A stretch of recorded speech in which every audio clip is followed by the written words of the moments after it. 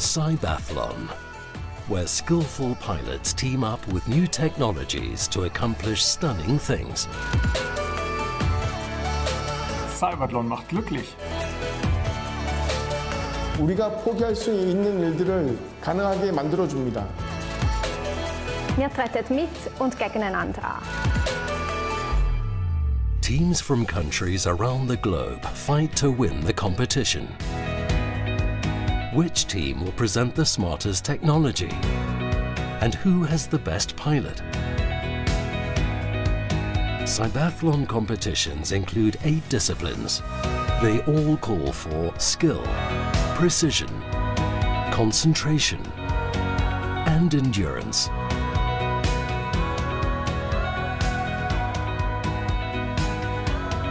Robotic wheelchairs climb stairs.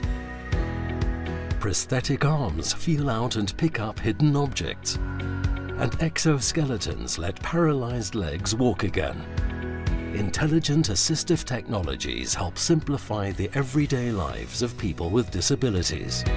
Technology, competitive spirit, emotions.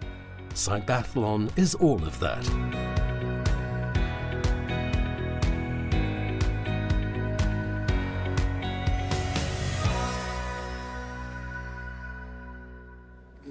Hello and welcome to the evening session of CYBATHLON 2024. 3 days of sporting competition, 67 teams from over 26 countries.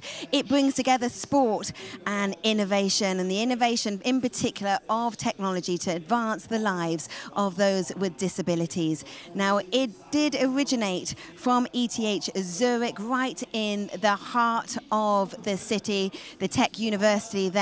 And we're on the outskirts here in Kloten in Zurich in the Swiss arena.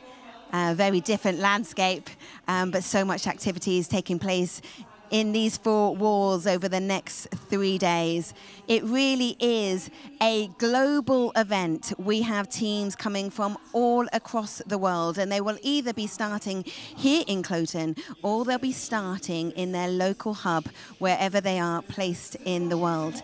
Now, our first discipline this evening is known as ROB. That is the Assistance Robot Race. And we will be bringing that action. But as I mentioned, just really want to reiterate how international this event is. It started in 2013. We were in the Swiss arena in 2016. Then it went purely virtual in 2020. And we're back here with a hybrid event. So as I mentioned, Rob is up first. But we did have Rob earlier today. That is the Assistance Robot Race. So let's remind ourselves of the highlights of Rob from earlier today. 3 teams competed in the assistant robot race this morning. Matthias Atzenhofer started for Idan from Germany. Fritz Eichholzer raced for BFH Fair from Switzerland. Huyen Ke competed for Robust from Hong Kong. After some bad luck in the first leg, Matthias Atzenhofer went for the perfect run. And Matthias blistered through the challenges. Not even the door could stop the German pilot. With 2 minutes to go, he completed the final task with ease and strolled backwards across the finish line. It was the perfect run for Matthias Atzenhofer. Huyen Ke with the Robust team completed 7 tasks successfully, scoring 70 points. A little better, and in second place, Fritz Eichholzer, the Swiss pilot, with 80 points. This is the standings after this morning's ROB race.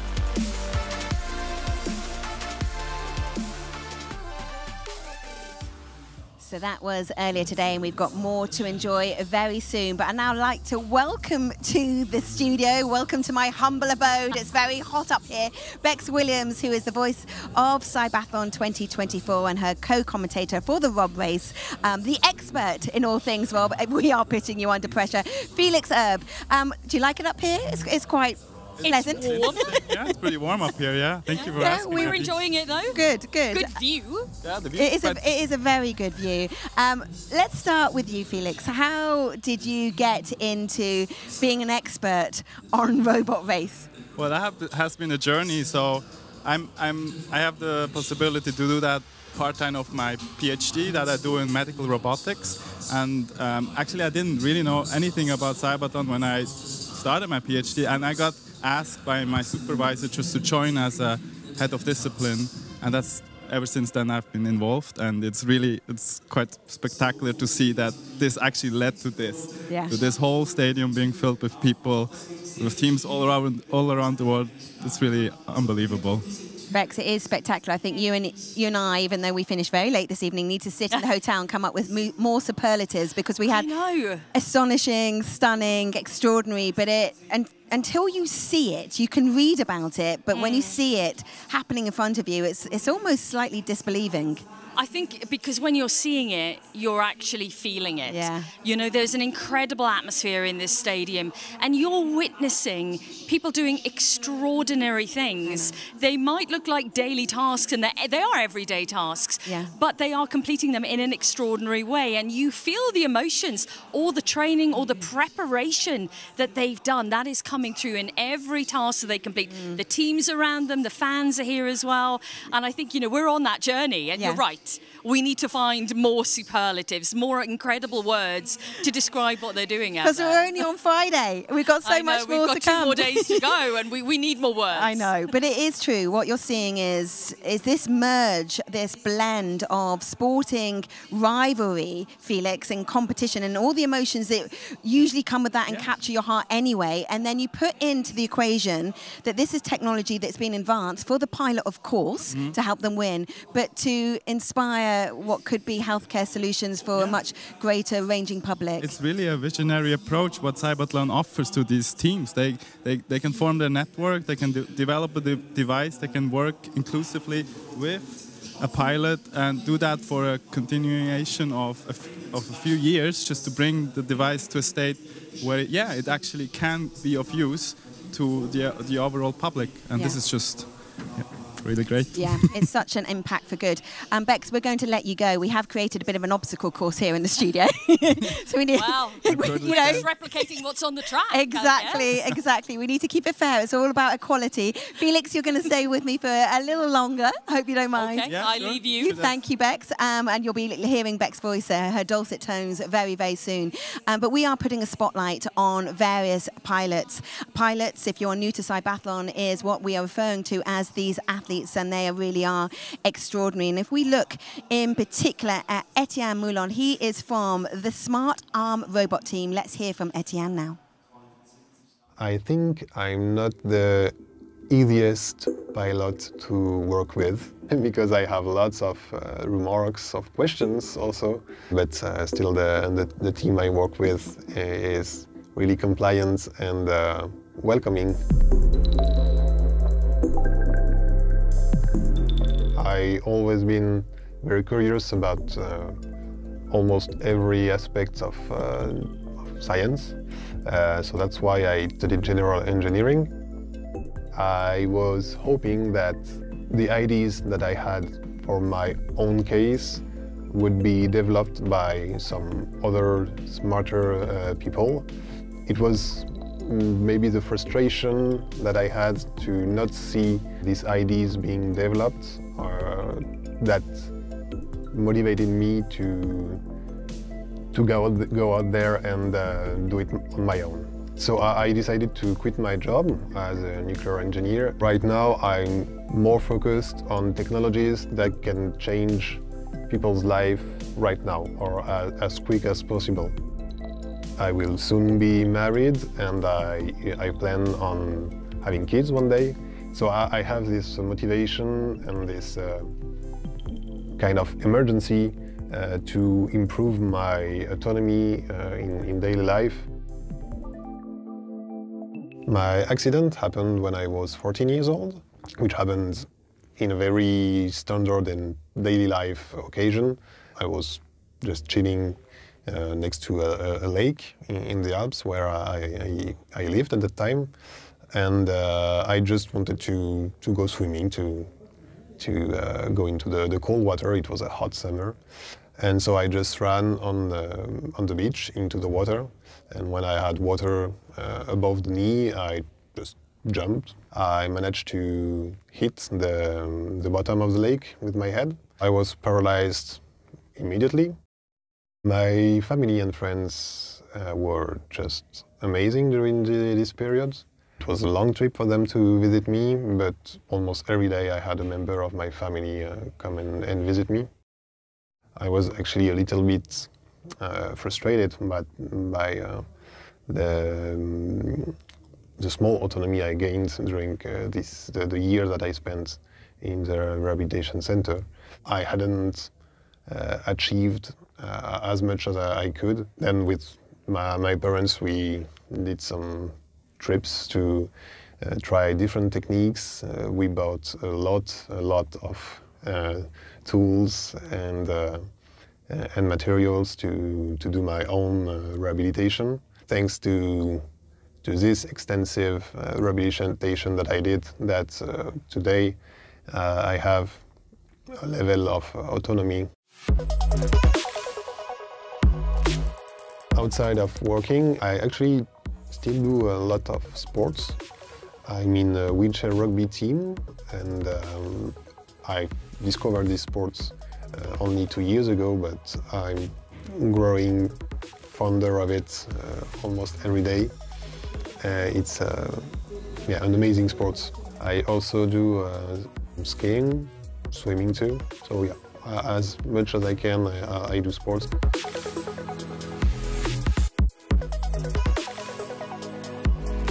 What I like about the CYBATHLON is actually the very nature of the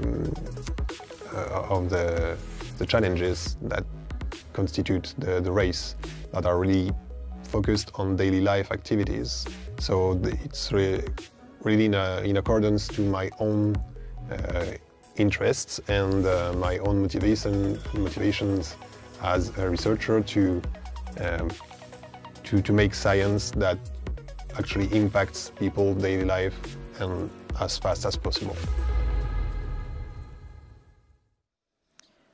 These videos really are something, just an insight into a change in lifestyle, an immediate change in lifestyle, but the sort of hope and optimism that it's giving Etienne, but the other people that he's doing this for. And in particularly in Etienne's case, he's also a researcher, and he can actually he's able to do his own research and make his life better, but also make other people's life better. And that's just very touching. When you think that some people, spend a lifetime trying to work out what their purpose is, I think what CYBATHLON is giving people is such a mission, such an impact for good, to change the quality of their own lives. But I'll keep saying this, but how that can inspire other people that may find themselves in the same condition. Yeah, we always have to look it into the lens of that these institutions, they have the resources to actually pursue such a research, which in some cases it's not a viable research field. Yeah. And so there's not much money going into that. So it really shows the passion of those people that they really want to do that. But we always have to be careful. These are teams that have resources. Yeah. Yeah, and we can see the robots that are coming in now. The dogs, as they've been referred to, it's quite unnerving when you see them come in, and you're like, oh my goodness, it feels like we've got an animal in the stadium. From afar. You really can, and they do sound like they're trotting. When I heard them for the first time, I was like, we've got a horse. We've got a horse in the arena. Is that part of CYBATHLON? Can do different but it is, that is the variety of the systems that will be in ROB. If you are joining us for the first time here on CYBATHLON 2024. Let's bring you up to speed. This is all you need to know about ROB.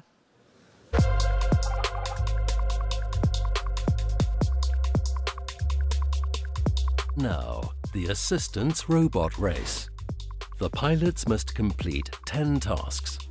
Let's look at some of the challenges. During the first task, pilots must use their assistance robot to remove a parcel from a mailbox and place it on a table. Next, pilots must bring a toothbrush to their mouth with the help of the assistance robot. Then the pilots are asked to hang a scarf on a clothesline with the help of the assistance robot. This task is a bit of a challenge, and it's even called Spice Up. The teams have to grab the correct object and set it down on a predefined location. Pilots score 10 points per task. The pilot completing the most tasks while clocking the fastest time wins the race. They have a maximum of 10 minutes to complete the 10 tasks. So Rob is a relatively new discipline to CYBATHLON 2024. Bex Williams should be back in the hot seat, back in comms. Bex, are you all set up, ready to go with Felix? Back where I belong, Abby, yes. We are ensconced in the commentary box here.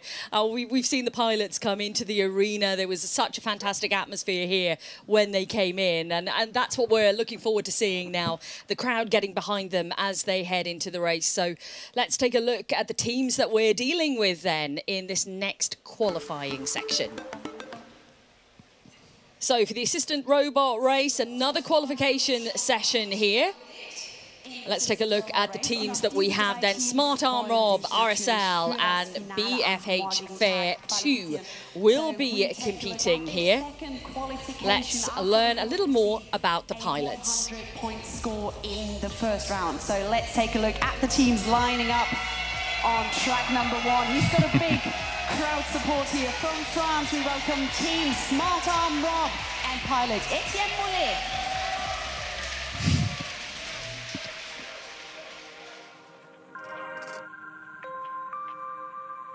My name is Etienne Moulet, and I'm the pilot for the team Smart Arm Rob. Our pilot Etienne is a tetraplegic researcher who has been doing his PhD thesis within our lab a few years ago, and who is deeply involved in research on robotic grasping and manipulation. And we are very happy to work together with him as a pilot and as a researcher.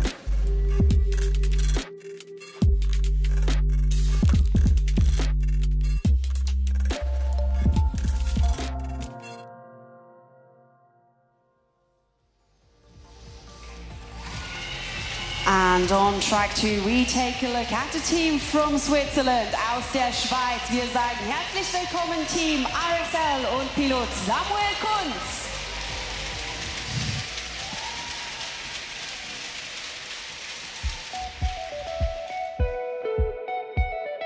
Ich hatte mal einen Unfall, bin auf den Kopf gefallen und durch das ist eben dann die Querschnittlähmung gekommen. Ich war sehr sportlich früher. Ich habe lange Handball gespielt und auch ein bisschen kompetitiv. Und das fehlt mir schon im Rollstuhl seit dem Unfall. So das sich messen können mit anderen. Und da ist das CYBATHLON natürlich genial. Ich bin beim Robotics-Team. Ich löse eigentlich verschiedene Alltagsaufgaben lösen mit einem Roboter. Den steuere ich mit dem Maul, mit einem Mundjoystick. Und so macht dann der Roboter hoffentlich dann alles so, wie ich das möchte. Und eigentlich die Aufgabe ist, dass ich möglichst die Aufgabe fehlerfrei und in einer schnellen Zeit kann bewältigen.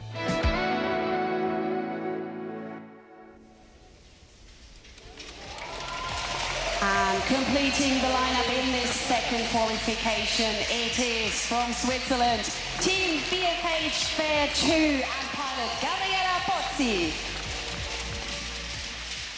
The BFH Fair 2 team, representing the Bern University of Applied Sciences, BFH.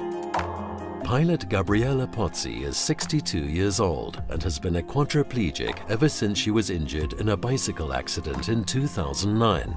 Her assistance robot is designed to increase her autonomy, negotiate obstacles, and recognize and manipulate various objects.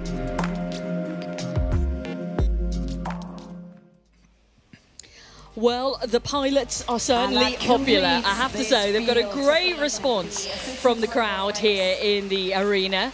And all that's left to do now is get this qualification session underway. And I think that's going to be pretty inspiring for the pilots, hearing all of that feedback, Felix. Yeah, especially the second qualification round. 3 teams, they're very competitive. They all have chances to win.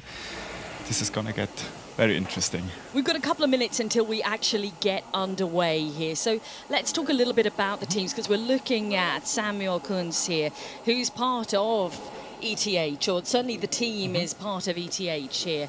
And what's interesting is that we're seeing, for Samuel, obviously we have robots which are separate to him. Which is really unique for that team to have a separate device.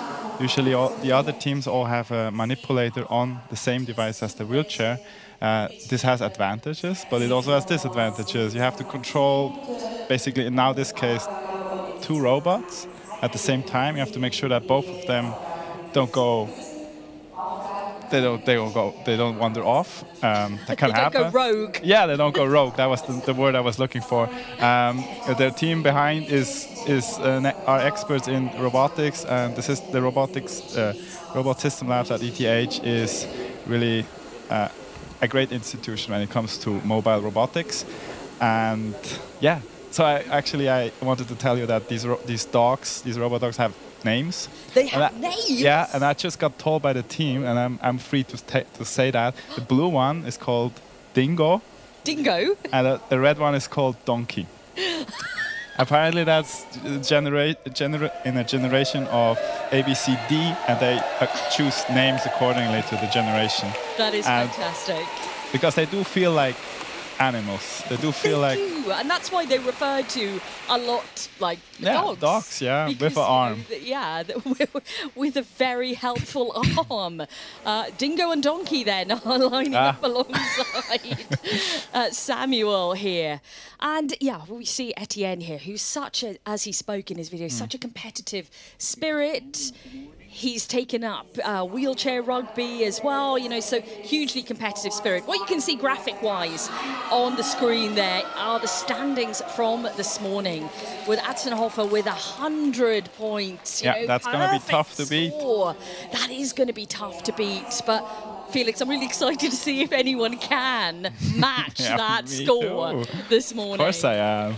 I've been involved in the development of all these teams, and it's going to be... For you know, that's really, it's heartfelt, isn't it? We talked about the emotions behind it. Yeah. When you have an involvement, you see how hard they're working and you get to know the people, then you're completely engrossed in what they're doing. You're invested in these projects. They are. It's not just the people that you see on the track. It's loads of other. There are loads of care people, other team members, students. There's so many people involved. And this is the fascinating part, I think, for a lot of the teams. You know, it's a lot of student-led projects that we're seeing out here. It's so very, very different. Countdown clock is underway. Here we go, everyone. So remember, what we're aiming for here is trying to get a perfect score. This is run 1, though, for this batch. 5, 4, 3, 2, 1, go. Okay, Etienne gets underway. The first challenge is the mailbox. Now, we've seen it this morning, but for anyone who's tuning in for the first time and watching this, the objective is, Felix, get the box out of the mailbox, put it on the table. And it sounds so easy, Felix, it really does. That here, right? It sounds easy. It's easy for from an able-bodied perspective, but it certainly isn't for people who have severe limb disabilities. And dropped on the table. And that is effective. You can see the green appear above his name. That's one task complete. Yeah, that's one task complete. 10 points in the bag so far. So we get on to a more intricate. More personal hygiene is very vital for your daily use, for your daily life. This should show that the system is able to do that. And we wanted to simulate that with toothbrush, like cleaning your teeth. Everybody does that every day. Hopefully. Well, yeah, should. I was told. Absolutely. And it touches his mouth, and that is of prime importance as well. Yeah. But he needs to put it back down, and okay, we are about to get underway now. Yeah, so now well, it's really interesting. Having 2 devices actually allows the team to be flexible in where to place these dogs. Now we see the red one already went above this. You're actually not able to see it in the stream, but what the team decided to do is just to send one of the robots further to the next task, just to save time on the next one. It does make a very pleasing noise. Yeah. Against the floor here. It does have to drop that box onto the table. And you can already see just the red robot it's ahead already at waiting. place. Yeah, and it's already. And what is really important to stress out that Sammy is in control of both of them, and they just do what they do individually is just simple picking up picking objects up that they do independently of Sammy's input. But as soon as it becomes problematic or dangerous, he's in control and he controls them individually. We're now on to the scarf element with Mollet. Gabriella Pozzi has just completed the first task. Which is very well in time. You can see Mollet has a perfect score at the moment of 30. Both Kunz and Pozzi on 10 apiece. And now the gripping of the apple, the eating section of the task. Yeah. Obviously very important, something we do on the everyday basis.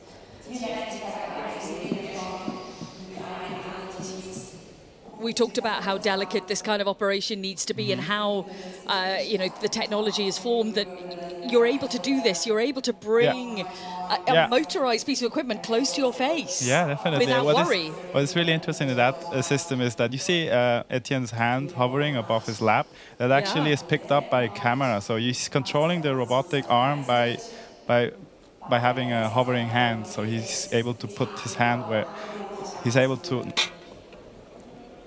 choose where the arm goes based on his hand.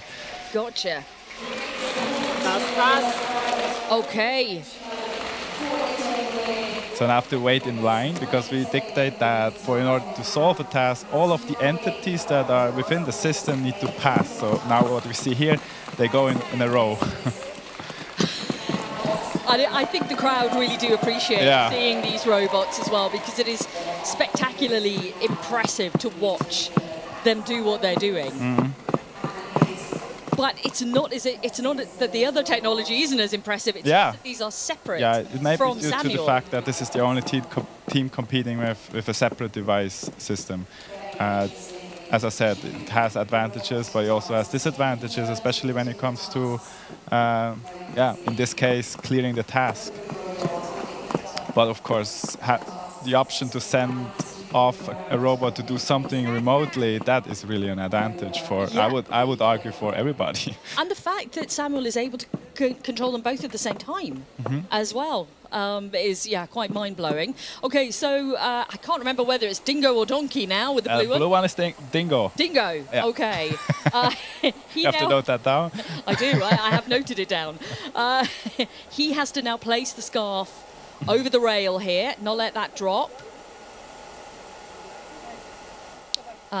Beautifully done. And you can hear a round of applause, and that is look at the sign here.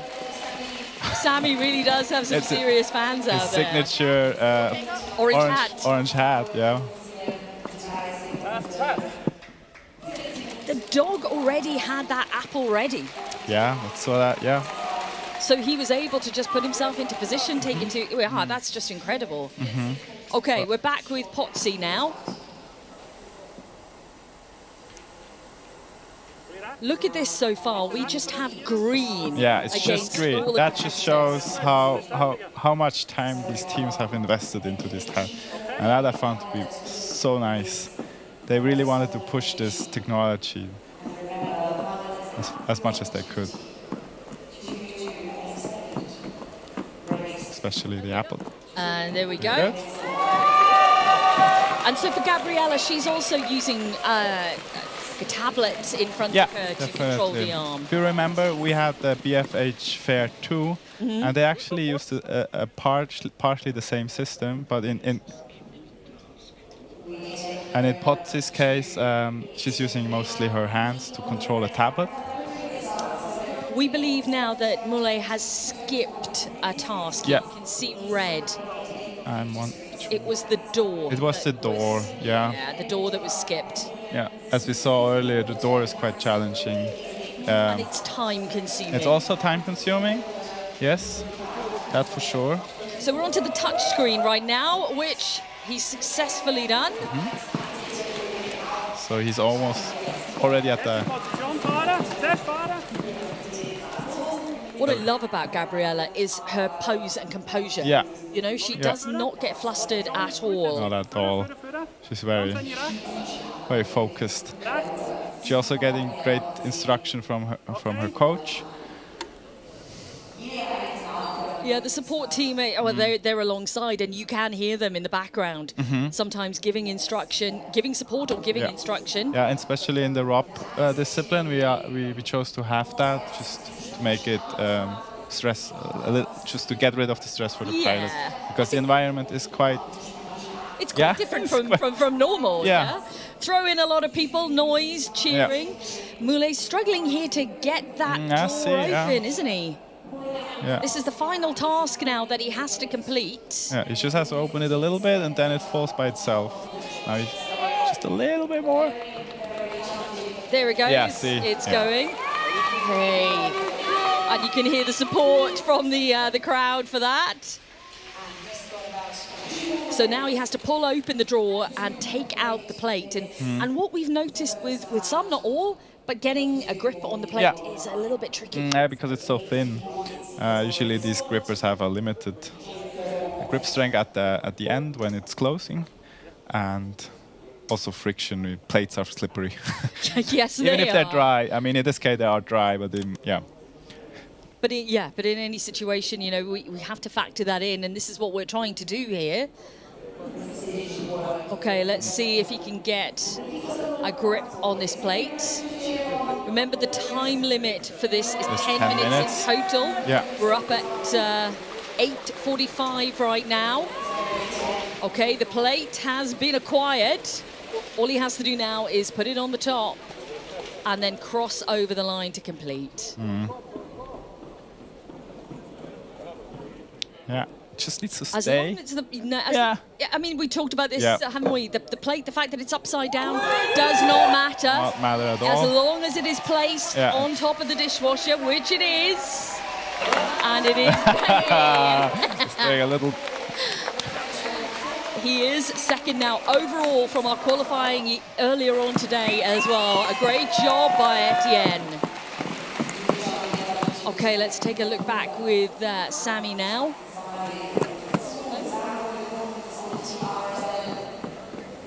You can see that two sectors here are red.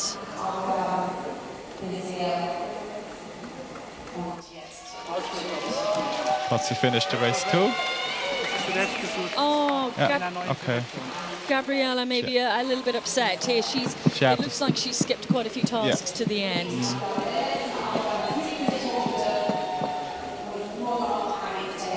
Okay, let's see this final task. What we just didn't see is that these robots split their task. One of them opened the door, the other one is now taking out the plate. Yeah, that is pretty clever, isn't it? We have less than a minute, though, to complete this. You can see 9:13 on the clock.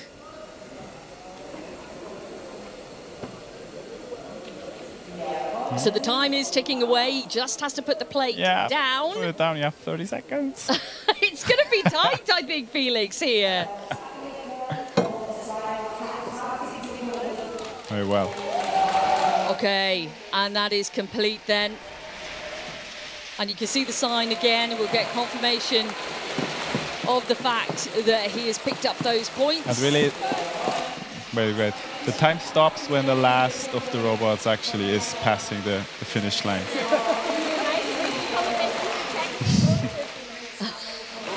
But, of course... That was a really good run. It was a really good run.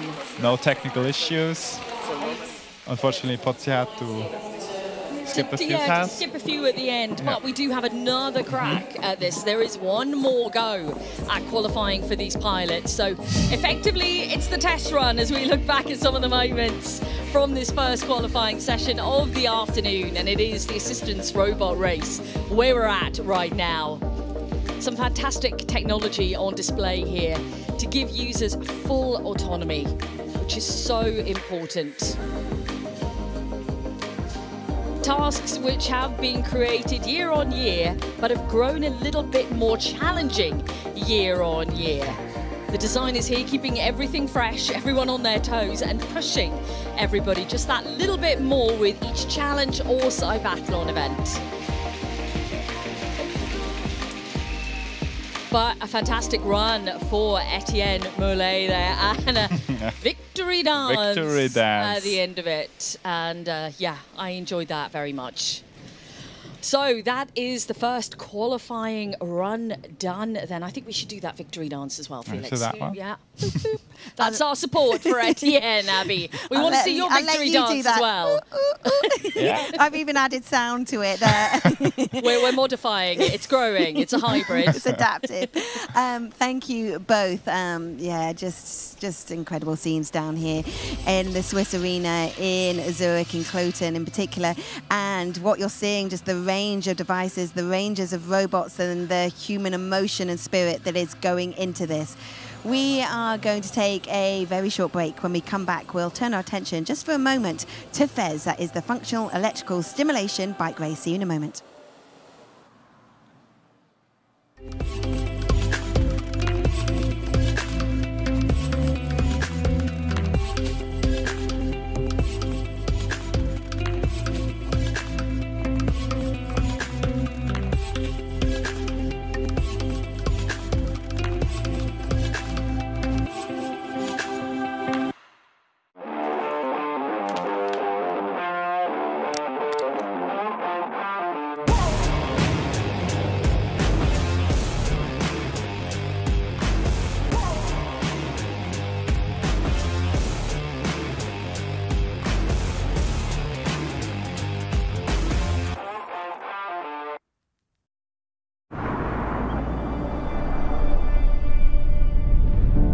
Mein Name ist Michel Fornacier und für mich hat die Zukunft längst begonnen.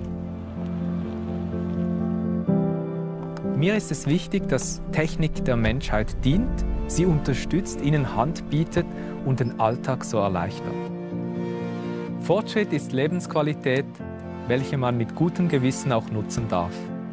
In dieser Hinsicht ist EKZ für mich ein verlässlicher Partner, denn sie bieten Lösungen, die mich begeistern. Willkommen zu Hause, Michel. EKZ gestaltet Energiezukunft und versorgt zuverlässig, ökologisch und günstig mit Strom.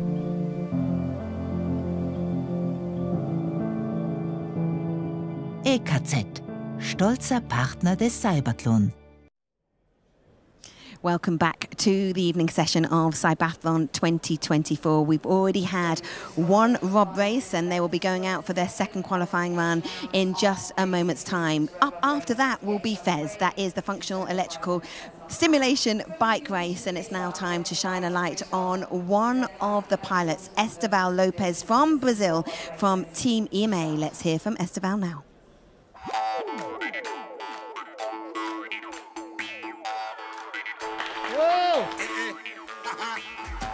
Olá, Estevão Lopes, pessoal. Falando aqui direto do Brasil. E vamos para algumas perguntas aí para o CYBATHLON Olimpíadas Biônicas. O que tem mudado no seu dia a dia? Continuei bastante ativo, ainda mais ativo, né? Principalmente no uso da eletroestimulação.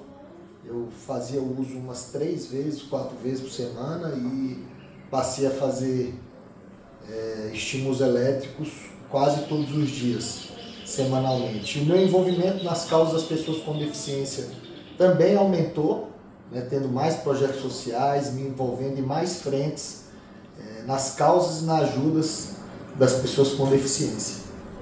O Estevão, ele é uma pessoa muito comprometida, um atleta muito comprometido, e isso impulsiona a equipe a dar o seu melhor.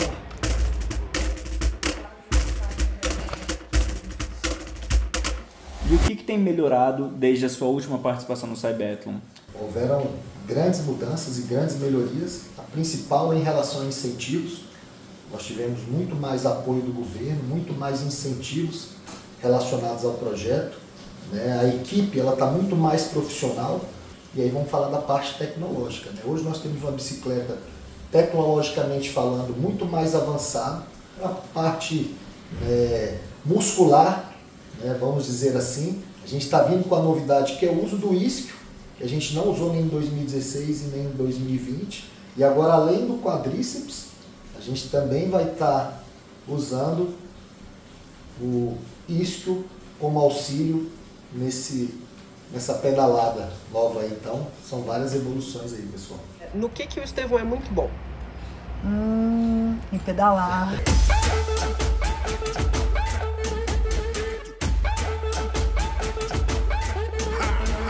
Quais são os seus objetivos para o CYBATHLON 2024? Então, pessoal, meus objetivos são os melhores possíveis, porque em 2016, quando foi a primeira edição, a gente estava começando, né, o Projeto EMA havia começado em 2015, eu como piloto ainda também estava muito inexperiente, né? E então, 2020, melhoramos a performance, melhoramos a questão toda de equipamento, fisicamente eu melhorei também. Agora 2024 a gente vai bem melhor. Então agora, por que não alcançar o título? Ou por que não estarmos no pódio aí representando o Brasil, a Universidade de Brasília e todos os apoiadores e parceiros?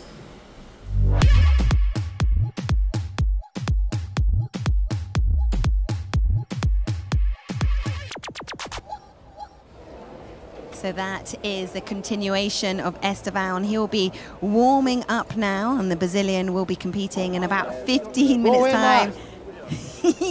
A great personality, a real force of nature, and really interesting in that video, this advancement of his muscles and using the lower muscle as an aid with the advancement of technology. So we'll see how he gets on. But Bex and Felix, we've got another Rob race to come first. It's the second qualifying run.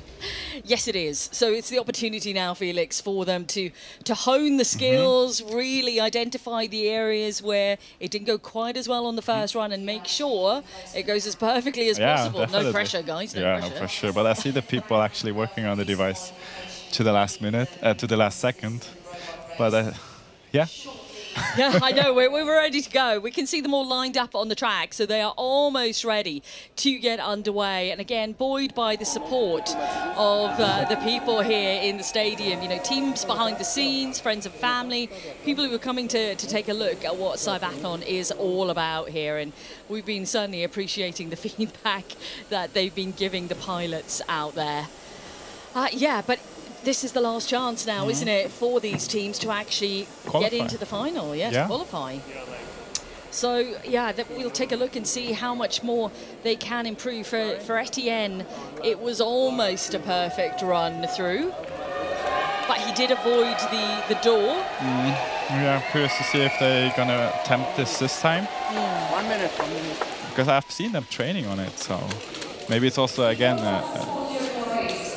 a decision based on time.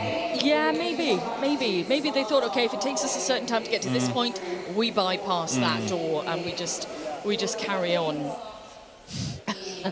That side, I tell you what, that's quite incredible. Sammy needs to have that. Yeah, for sure.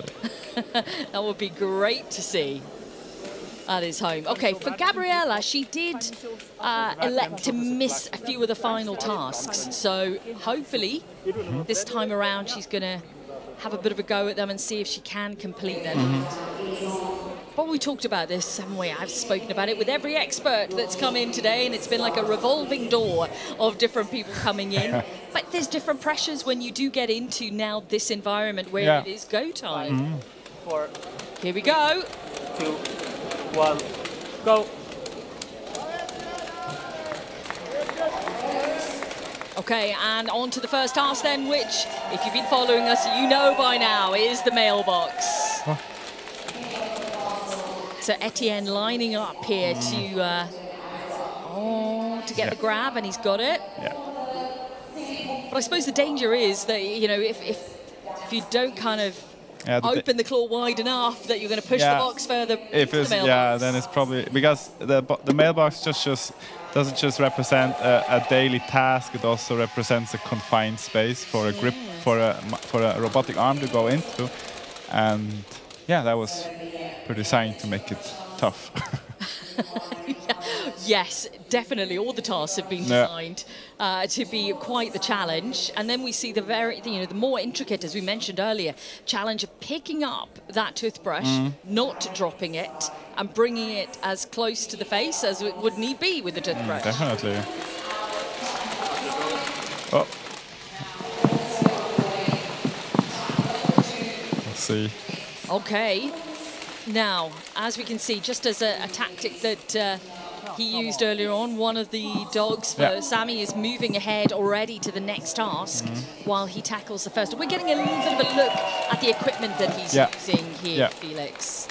So what we see here is a quad stick. So it's basically a joystick that goes in 2 axes. That's what he moves. And what we see, these little tubes, they are sip and puff controller inputs. So you either sip on it, that's an input, or you puff.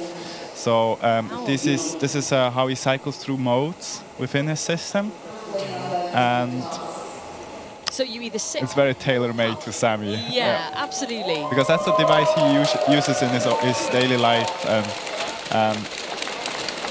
And you know what? If you hadn't told us the names of these devices, we would have spied them on his laptop then, because in big letters it said funky. That's how I come about to actually know that. I was looking at Sammy's laptop before. We have our spies all around finding out the information behind the scenes. Okay, Gabriella now then underway with his first challenge.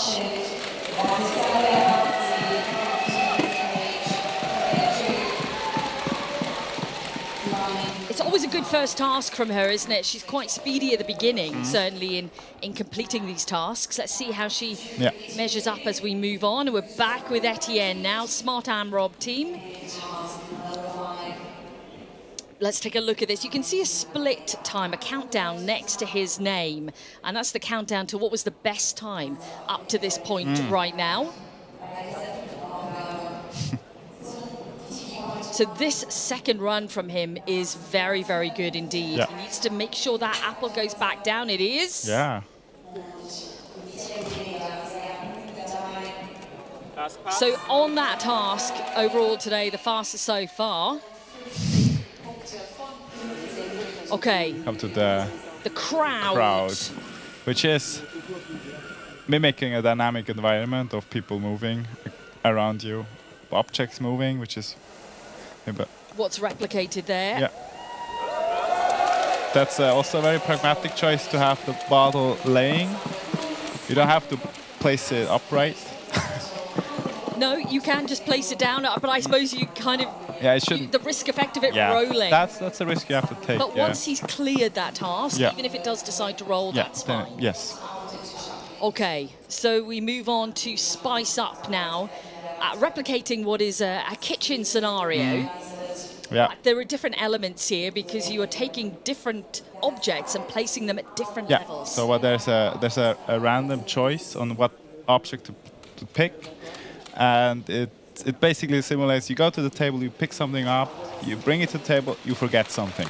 I would consider it to be. Then you go back, and that's what actually this mimics. We framed it such that. The next item to be picked up is revealed when the pilot is behind the table, and that's in the case of having a robotic arm on the same device. That's an issue because you have to do circles. But for example,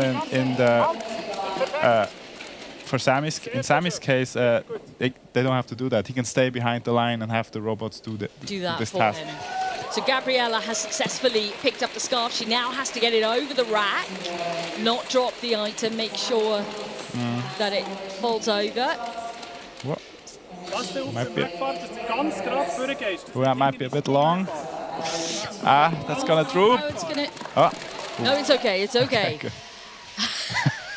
Yeah, but you're right. You know, if it's too lengthy on one side, it is going to fall. But no, that is successfully completed. Yes. So that is great. Oh, okay, they're going for the door. He's going for the door. Okay, they missed this task last time, but they've made up a good bit of time here. They've been exceptionally fast up to this point. You can hear the support from the team here and the crowd behind. So what is the difficulty here? You know, getting this grip looks... Now the grip on the slippery doorknob, but it's actually a lot of torque that you have to apply in order to open a door. And that's tough for a robotic arm. But if you don't have the grip strength, you will slip, and I really hope it's going to open. The silence from the stadium and the team while he tries to do it. I think he's going to have another go, is he? Oh, maybe not. Maybe not. He's on a 6.11 right now. Yeah, I think he's going to go for it again. But might be also a pragmatic choice, because in the earlier round he made sure to have a complete run, and now he has actually time to optimize it. And if he fails, he can fall back to the first race. That's right. Yeah. So he scored 90 in the first race. We'll He's going for the 100. Moment. Oh, we see some. Oh no. Yeah. Okay, we're back with Etienne and this door. Can he manage to turn it, which is what Felix is telling us is the trickiest part, getting the torque, enough torque to be able to turn the handle. Wait, he opened it! You see that, the crowd cheering. Oh, that's amazing. Okay, so he has opened it. Now he needs to open it fully and actually go through the door. Oh, I'm sure he feels a great deal of relief on getting that open, because, as we said, they bypassed that. He still has to close the door. Okay, yeah, now he's got to close it. He has to get through the door and close it. Well, what is interesting, on the other side we have a handle. That is considered to be easier by the teams. So a horizontal handle we have here instead of the ball because handle. you have a leverage, and you need less sort of force to press on it while it relates to a force. But at the same time, I guess it's maybe a little bit narrower than... there's lots of factors. It's still difficult. But, you know, it's just maybe slightly easier than the first one, which he did successfully. Yeah.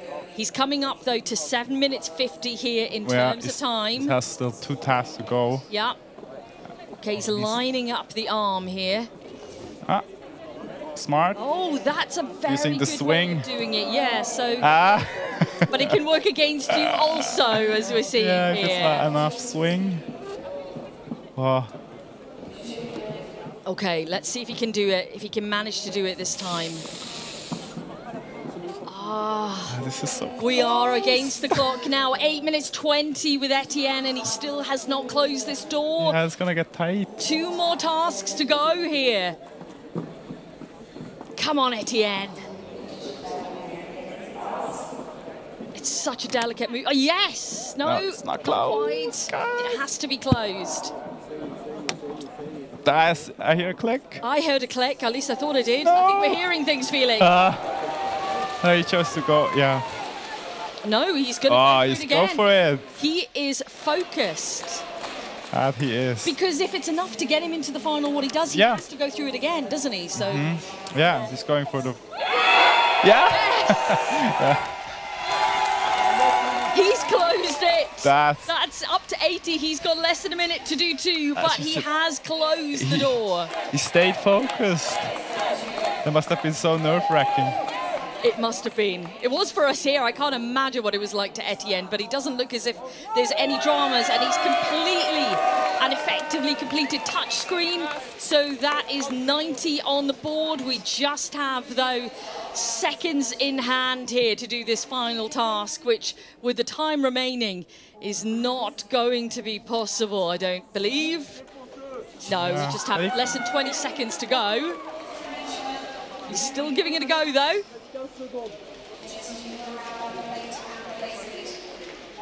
Just 10 seconds on the clock. The other teams are well in times. 5 seconds. Oof. Okay, time's out. Time is up, but it was up for it, close. It was a very close run. Okay, Gabriele Pozzi's done really well here. Just one task. One task failed here. Which was, again, the door. it just shows that doors is tough. It's been such a good run for Pozzi here, so much better than the first run. And she still has time in hand here. You can see on the clock, 8:20. Remember, it's a 10-minute limit. As she heads now to the final challenge at the dishwasher. And we're watching Kunz as well. It's 60 points on the board we for have him. this But 3 robotic orchestra of those two robots interplaying with each other. They're on the final task here. Yeah, and they're very well in time. They are well but in I've time. seen that They do have 3 red strikes. they moved the table, so that's why the spice up task is being. And that is completed then for Samuel Kunz and Team RSL. Gabriella has less than a minute to try and get this plate out and try and get 90 on the board. Can she do it? Yes, she gets the grip. Yeah, the grip is fine. Okay, so she has to move it now and put it on top of the dishwasher for that task. And she gets it up, the plate is up the right way as well. Not that that matters, it could be turned the other way. Wow, she could potentially still make it to the final with this result. What a run for Gabriella Pozzi, Team BFHK. Wow! That was an epic really nice race. Oh! That has taken such a superhuman effort. We saw the disappointment at the end of the first run. And look at the reaction now. That's amazing. That's so good to see.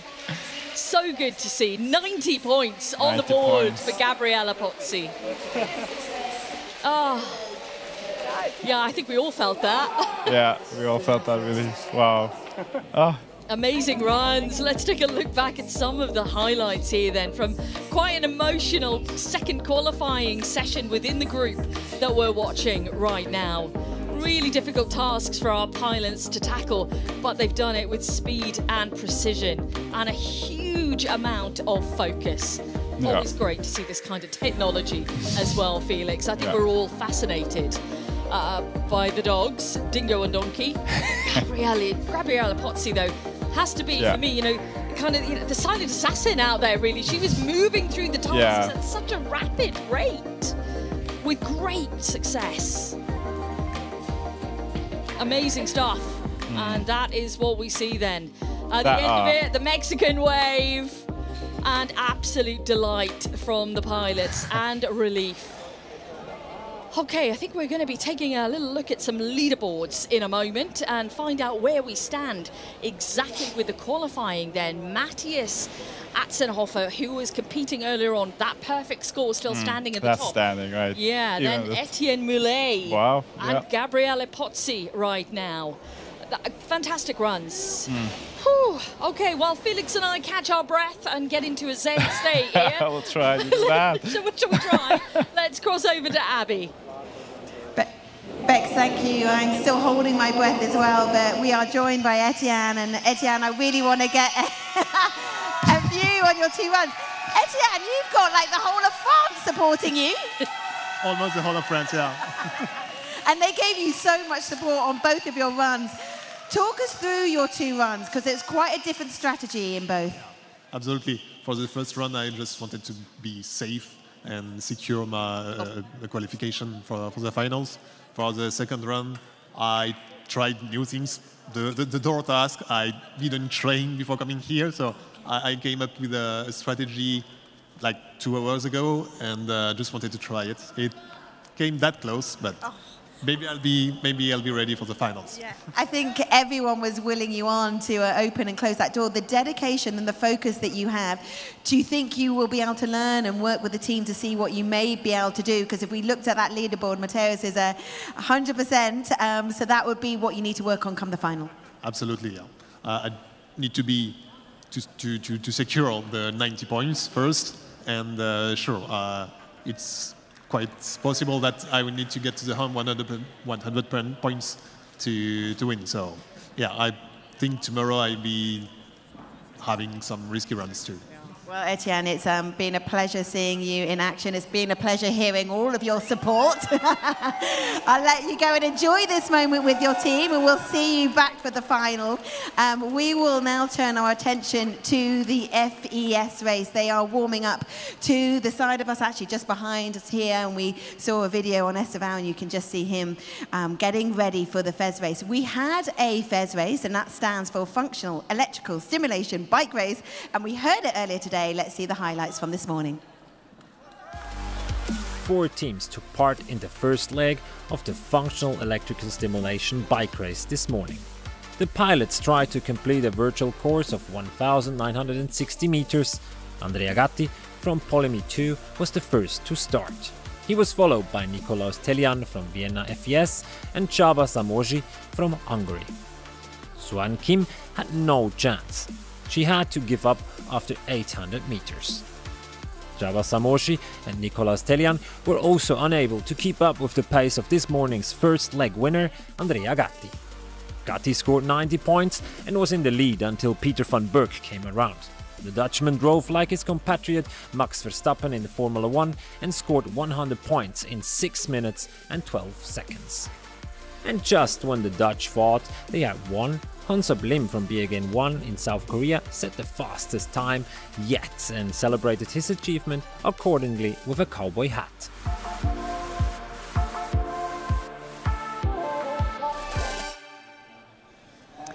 So that was earlier this morning, and the FES race is about to be taking place for the evening session. We've just got Esteval that's going to be wheeled out to his station. That's all coming up. Now, if you're new to FES, you've just seen it in action, you'll be able to see it live in just a moment. Let's bring you up to speed, though, on everything you need to know.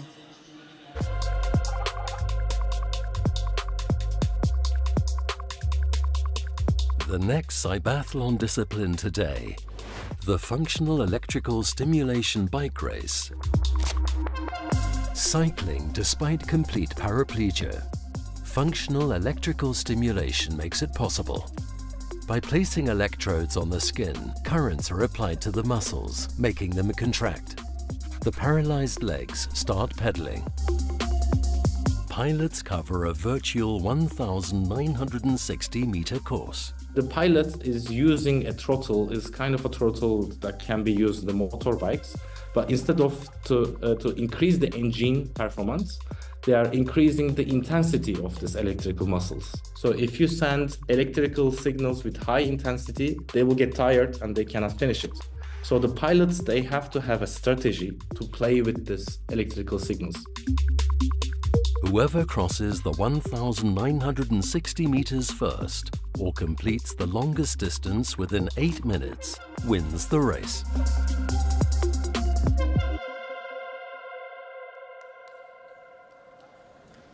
Esteval is now being pushed into place just behind me here in lane 1.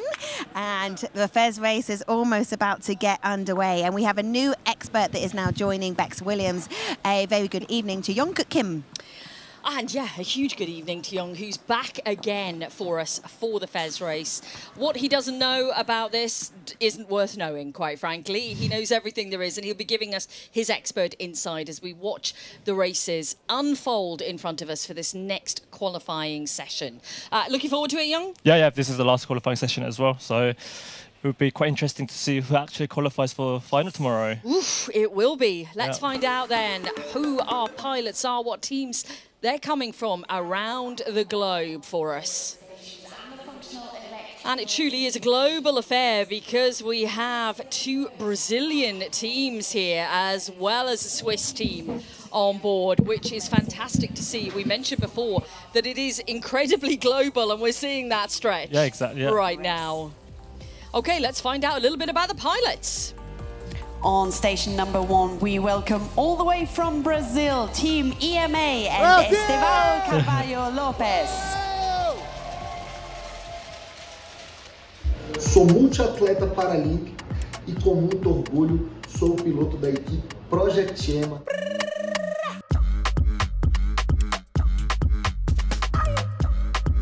Não nasci numa cadeira de rodas, pasmem. Em março de 2012, eu fui vítima da violência de Brasília e me tornei cadeirante. Fui atingido por uma bala perdida. Me tornei atleta de alto rendimento, já competi em mais de 30 países e hoje tenho a honra de estar me preparando para mais uma edição das Olimpíadas Biônicas do CYBATHLON. Competimos, nos saímos muito bem e agora, por que não, buscar o primeiro lugar? Tamo junto! É nóis!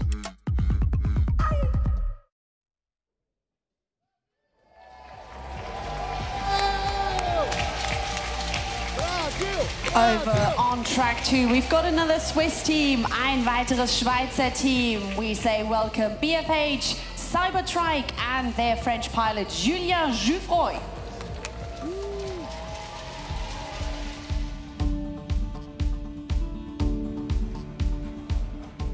Julien Jouffroy, j'ai eu un accident il y a une dizaine d'années, en 2012. Donc je suis en fauteuil depuis. L'électrostimulation, c'est quelque chose de très intéressant et de très bénéfique.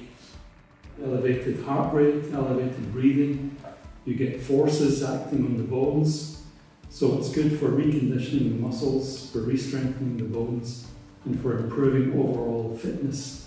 C'est toujours très agréable de participer à ces CYBATHLON, de voir plein d'autres épreuves et c'était vraiment très très intéressant d'être tous ensemble dans cette area.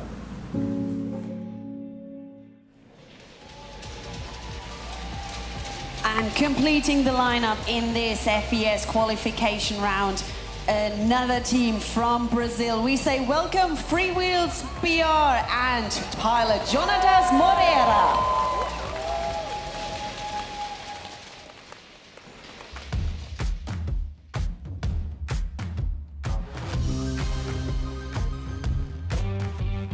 Este é um lugar e é como uma segunda casa. Meu nome é Jonatas, tenho 42 anos, já vai fazer 4 anos que eu estou nesse projeto. Como líder da equipe, meu trabalho é supervisionar as atividades, garantindo que cada membro tenha as ferramentas corretas e que estejam trabalhando com suas tarefas no caminho correto. É um trabalho que mexe com muita gente, que mexe com muitas emoções. A gente precisa garantir que os dispositivos estejam no melhor funcionamento, enquanto também apoiamos o treinamento do piloto, que é bem rigoroso. Eu acredito que a gente possa ter um bom resultado no CYBATHLON 2024.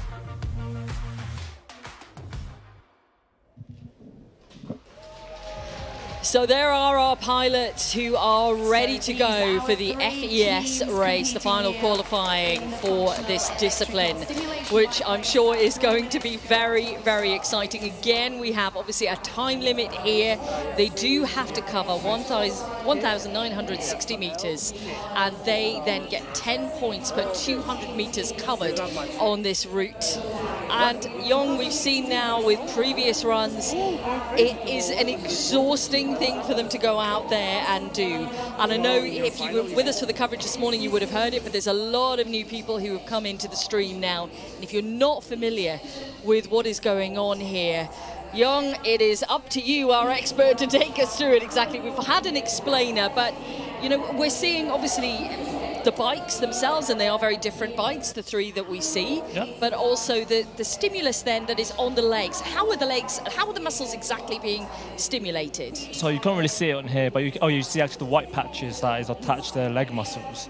They get electric currents to deliver to these specific areas where this electric current activates nerves and induces muscle contractions, and that's why they are, for and with cycling, because they're placed on the quadriceps or hamstring, they're able to pedal they're able to cycle here. It is incredible technology, which, as we've talked about before, is, you know, great to see them in a competitive environment, which I'm sure is inspiring to them all, but it is a big part of the rehabilitation. And we heard on one of the videos there, you know, the fact that it's increasing overall fitness as well when you are doing something like this. Yeah, so like FS cycling does not only, you know, it also facilitates physical exercises, but then that's because of that, it offers such a range of health benefits, from improved cardiovascular health to improve psychological well-being as well.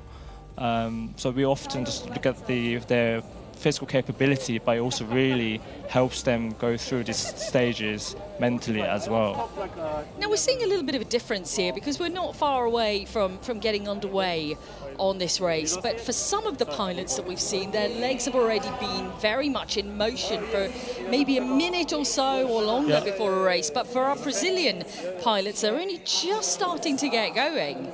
And with Swiss as well, I guess they just want to save energy for the race. And as I said, 8 minutes, 1,960 meters seems quite easy, but for these guys, it's quite long distance. It's a lot, yes. Absolutely it is, and you'll see how much work it is as the countdown clock ticks us down to the start of this qualifying session for Fez. 3 very different competitors out there, 3 very different bikes that we're seeing. And we are then underway, and we're interested to see, you know, how they're going to build into this, because on previous races, certainly the one earlier on with Peter Van Berk, we saw him really kind of accelerate towards the end of his race. Yeah, so everyone has different strategy. Like, it's like normal cycling, isn't it? Or track. Yeah. Everyone has different strategy when they're going to sprint or they're going to have a steady pace. And they are able to actually control this by changing the level of electric current. So if they want to go faster, then they have to induce higher electric current to supply to their muscles. And if they want to go slightly easier, then they just simply have to reduce the electric current. And that is all in the hands then of the pilot themselves, using a throttle, which we normally associate with a car, of course, but is associated here with giving that stimuli to the muscles and how much power is going through to them. What kind of power are we talking about? How much power? It really depends on the teams as well. For the Swiss team, I think they actually go up to like over 100 milliamp. I mean, it's really difficult to put in words how much that is really. Of course. But I've done it myself. I did it with 30 or 40 milliamp, and it does. Depends on what kind of, depends on the characteristic of your body as well. You feel more pain, sharp pain, or certainly over 100 milliamp is not easy. But look at the balance, 50-50, amazing. Yeah, so they're going quite smoothly. They are, and you know, all of them doing well in terms of time. And we're looking at Lopez up in the top left-hand side of the screen. But on the main screen, Geoffroy, who's already now up to 20 points in the bag. Lopez not far behind, though. He's just put 20 in as well. It's phenomenal to see them cycling for this long period of time, because they can't voluntarily move their legs, and you know, you can see them. They're doing quite smoothly in a relaxed manner, which is. And I think that's the hardest thing to conceive, isn't it? Because right now, if you're coming into coverage, you think, okay, well, this is normal for them doing this kind of thing, but it isn't. No, you know, they don't have the use of. No, so they are like paraplegic, so they don't have any control in their low limb. So by doing this, they're trying to restore and enhance their motor functions from this training. And yeah, as we always said throughout the day, it's a rehabilitation, but at the same time it's competition. And you can see Lopez like cheering everyone as well. Yeah, well, he's quite the character. You know, I've started following a lot of our pilots here on social media and seeing the build-up to this week.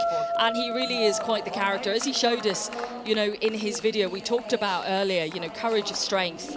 And he said himself, I had 2 decisions when, you know, he was injured by a bullet, and that was what has caused this. And 2 decisions, you choose life or not. Yeah. And he's gone on to such great things. Yeah, I mean, like after this like unfortunate incident, and to be back on their feet again so quickly. Is mentally, you have to mentally strong to go through this. It's testament to the courage of their strength, their mental aptitude, and you know, their absolute want to build a new life for themselves, which is exactly what they've done and what this technology is enabling. And that is the crucial thing, is that it's giving people the opportunity to live their lives, a different life to what they had before. But you know, some of them are the first to mention that, and he's one of them, you know, that he wasn't so much into sports before. No. And now he is. I mean, this is his 3rd participation on CYBATHLON alongside with Geoffroy. It is great to see them coming back for every competition, every 4 years. Yeah. It's very close, isn't it, between Geoffroy here and Lopez. You can see Lopez just has gone on to 40 points. For Moreira, though, a little bit more difficult. He's up at 20 points. Yeah. Just sort maybe not so much of a rhythm as the other two. Now, what you can see on the screen there, the split, is the comparison with what we saw with our competitors from earlier on this morning, and how well they did against where our guys are now, how long it took them, essentially, to get those 50 points. 160. So 50 points is about a kilometre, which is a bit of a distance. Yeah. And this is requiring a huge amount of focus. It's hard work, you know, for the upper body, for every part of the body right now. They're working absolutely as hard as they possibly can to rake in these points. Yeah, I mean, they really have to step in. It's the best time so far now for Geoffroy. He's the fastest of the entire group that we've seen. And he looks so relaxed. That's why he does, doesn't it? Like, you can see that his constant pedaling motion with a rhythm in it. Yeah, I don't know whether he's going to. It would be quite interesting to see whether he's going to sprint in the last bit or not. You know, the aim is to finish the race within 8 minutes. So yeah, so we're on a 5:45 right now in terms of time. And we're all doing very well with points. Lopez, again, looks very relaxed here, doesn't he? His whole upper body stance as well. Again, it's quite smooth with the leg action that we're seeing here. But you can see he's breathing with such a rhythm as well. Is he catching up on Geoffroy here? So I guess they'll probably have to crank up the electric current to cycle even faster. Maybe, yeah, maybe that's what we're going to see. But then that comes with a quicker muscle fatigue, so they might not be able to last long. But he only needs to go a minute and a half to go, so I don't know what the strategy they're going to take. Well, they're training very often, aren't they? So yeah. I'm sure they've trained for this type of scenario and where they could potentially kick that up a notch. And maybe in this final sector now, they have lapped Moreira, I believe. But this is the final kind of couple of minutes now that we have on the board. Remember, 8 minutes is the total that's allocated for this time. So we really are coming into the final stretch here. So what you see Moreira doing is that he's actually changing the intensity of the current. He can see that when through his interface where he's trying to adjust it so that he can pedal. But you can see that it's not an easy job for them. It really isn't. It really isn't, and that is very much shown there with Moreira. Well, with all of them, but you know, they're dealing with it in different ways. I'm really keen to see now who's going to come out on top here between Lopez and Geoffroy, because it's very close between them. Will we see a little kick in? Yeah, 30 seconds to go. Is he going to sprint? He's going to crank up the intensity. Oh, I think he changed it. He changed it. Yeah, I mean, like, they train 2 or 3 times a week for this, so. Geoffroy then, and up to 70 points in the bag, and Lopez. Oh. Come on! So I think he chose the steady pace. Yeah! Oh. First place. You can see that is a lot of work for them. It is a lot of work out there. And you can see the rankings compared with everyone else. But it's a big celebration at the end from Lopez. There is no question of what country this team comes from. Everyone did it so well, I think. I think it's like a virtual platform as well. It just really enables everyone to be connected across the globe. It's nice to see everyone is engaged. Absolutely, it is. You can see the rankings there on the screens, and for our pilots here who are falling outside of that top 4. So, yeah, we are 2 at 70 points. So you're 70 points? You can just hear the explanation from the team here. Earlier than them? Yeah. So. Few of the highlights as we look back then. Young, it's been sensational to watch these guys in action. And to be able to do what they're doing, we've talked about how much hard work they're putting into it, in the training, in the collaboration with the teams. Yeah, I mean, you have to keep them motivated. So rehabilitation is not an easy journey. To sustain that motivation throughout a long period of time is another aspect of extra work ethic. The collaborators or the people that are working together, they have to encourage them and motivate them. It's a huge job, and collaboration is definitely the word. Let's take a look at the results then from this qualification session. So that is the overall now qualification result in FES, with Hunsab Lib and Be Again 1 team on top, and Peter van Berg both with 100 points. Then Andrea Gatti third, Nicolaus Tellien completing that top four, and Julien Geoffroy and Estevo Lopez just falling outside of that in 5th and 6th overall. Whew, well, that was quite the race, Abby. We are heading back to you now to get some reaction. Bex, thank you. And we are now going to get some reaction from Julian. First of all, congratulations, you're into the final. Thank you very much, thank you. How hard is that? Physically, it looks so demanding. It's hard to do the good strategy, to do the best, and yeah. I made my best today, so it is the best, the day we need to do the best. That's fine. And with Estevo also having the support of some of the crowd and that competition, there's such a good rivalry, but there's such good camaraderie as well. Yes, yes, of course, yes, it's very nice. And for you and the team, you've been here before in 2016 and coming back into the CYBATHLON. How has this series developed? How it is, sorry? How is it developed and the technology that's developed alongside it? The technology of FES maybe not too much, but yeah, we need to take care about the training and all the material and yeah. And for FES, there's so many benefits. There's physiological benefits in muscle mass, and there's also, I'm sure, social impact as well. Yes, yes, there is many benefits for bones density, muscle mass, increase the fatigability, decrease the fatigability. There is many benefits. It prevents skin sore. Also, yeah, so it's very interesting to do, of course, for every disabled people. Yeah. So many fitness benefits, and so many mind benefits as well. I'm sure just having that level of focus. Congratulations, well done. We will continue our education, and sign language here at CYBATHLON 2024 is an integral feature. Let's learn more. Schildkröte, wenn man sich schämt, kann man so.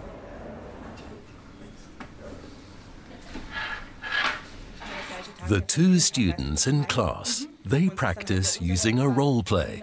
Ich finde es faszinierend, dass es halt eine visuelle Sprache ist, quasi eine dreidimensionale Sprache. Es ist eine andere Form von Kommunikation und trotzdem ist es eine Sprache wie andere auch. Es gibt eigene Stil, es gibt Kunst in Gebärdensprache und so weiter. Also es ist alles möglich, einfach anders, und das ist einfach extrem interessant. Künstler, die müssen ja dann auch in die 3 verschiedenen. Since they started studying to become a sign language interpreter, a lot has changed in their lives.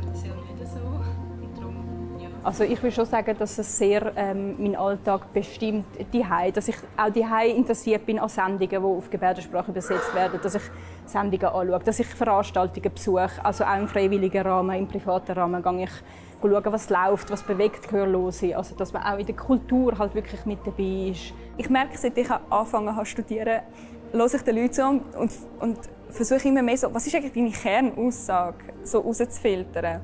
Also ich habe das Gefühl, ich kommuniziere besser, weil ich versuche, Kernbotschaften zu verstehen, bevor ich etwas sage. Ich merke aber auch, dass es auch immer wieder mal viel Blabla gibt. Das ist normal, so sind wir Menschen, dass wir Sachen sagen ohne Inhalt, oder?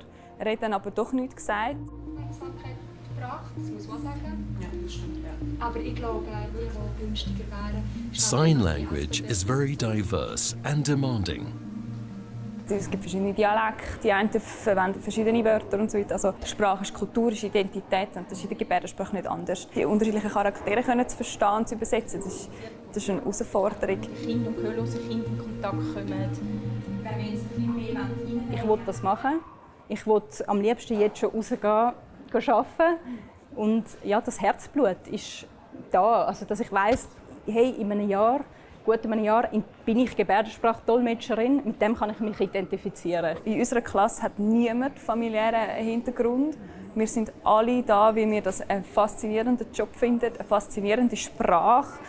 Und ja, das ist unser Traumberuf.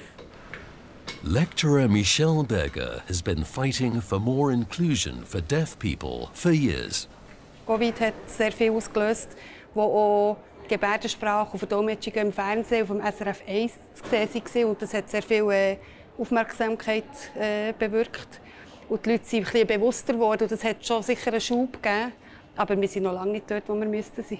Ich würde mir wünschen, dass mehr Menschen verstehen würden, wie wichtig es ist, zu verstehen und zu verstanden werden. Es ist ja nicht nur, dass die Gehörlosen die Hörenden verstehen, sondern dass auch die Hörenden die Gehörlosen verstehen. Das ist auf jeden Fall auch auf beide Seiten und dass sich so auf gleicher Augenhöhe begegnen und sich austauschen. Und ich glaube, dort kommen wir dann ins Spiel und eben die Brücke schaffen, oder dass überhaupt die Möglichkeit besteht, für beide Parteien miteinander zu kommunizieren. Both are looking forward to their participation in the CYBATHLON.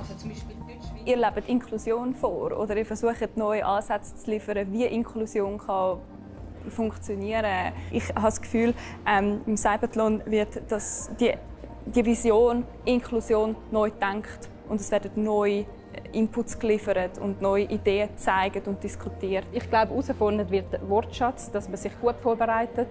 Ich glaube auch, ja, es ist ja sowieso immer herausfordernd, Dolmetschen den Input und dann umwandeln in einen Output. Oder, also ich glaube, es wird tough und ich glaube, es ist eine rechte Herausforderung. Ich glaube, man muss sich einfach wirklich gut vorbereiten.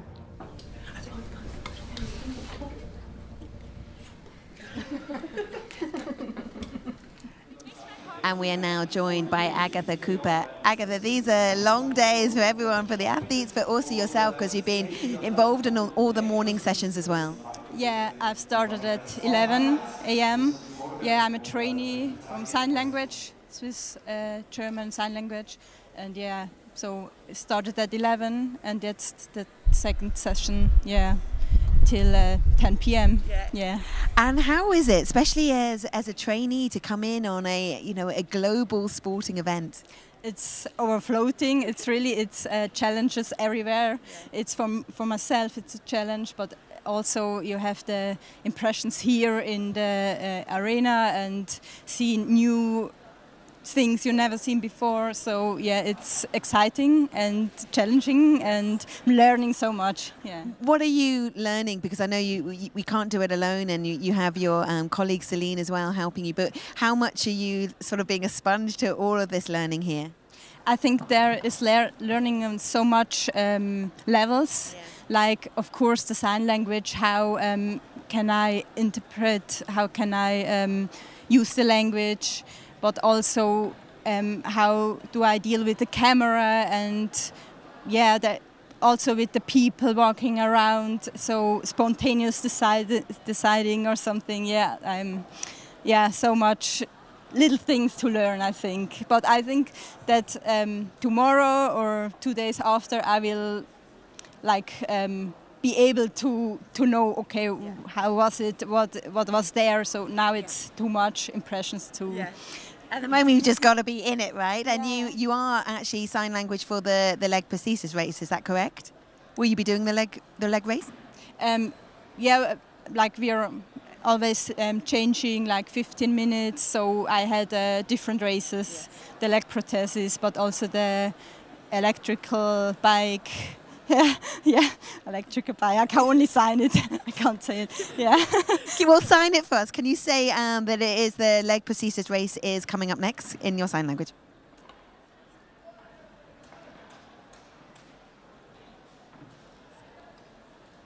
Yeah, it was a bit Thank you. So that is the leg prosthesis race, and it's coming up next. Agatha, thank you so much. It's so important to have sign language. Of course, this whole event is about equality and it's about inclusion, so it's an integral feature. Yeah, I think it's great that we have the opportunity to be here. Also, me as a trainee, that I can use this opportunity to learn. I think it's a perfect platform to do so, and yeah, I'm glad that you are sensitive for the sign language and for people who can't hear, that they also can be here and follow the competitions. So yeah, great. Wonderful experience. Agatha, thank you for coming to chat to us. We will now be turning our attention to the leg prosthesis race, and we had it earlier today. Let's remind ourselves of the highlights from leg earlier this morning. In this morning's leg prosthesis race, 4 teams competed against each other. From Italy and racing for Rehab Tech Leg, Andrea Modica. From Taiwan, Wei Chi-chang, Exopro USTP. Team Asai from India with their pilot Krishna Muthuswamy. And finally, Michel Jacques for the Belgian team Brubotics. Michel Jacques was warmly applauded by the crowd, the Belgian completing 2 out of 10 tasks. Krishna Muthuswamy, who is racing for Asai, could complete 4 out of 10 challenges and ranks 2nd. But the big hero of this morning is Andrea Modica. Andrea is also competing for the Italian Paralympic ski team, and we saw how much control and balance he has this morning. He completed the 9 out of 10 tasks in just 2 minutes and 44 seconds, and is now leading the competition.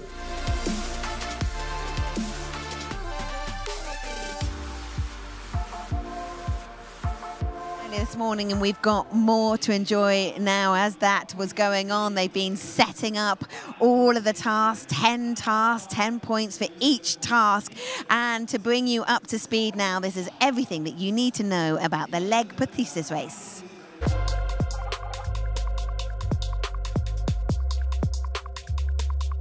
Up next in the CYBATHLON event, the leg prosthesis race.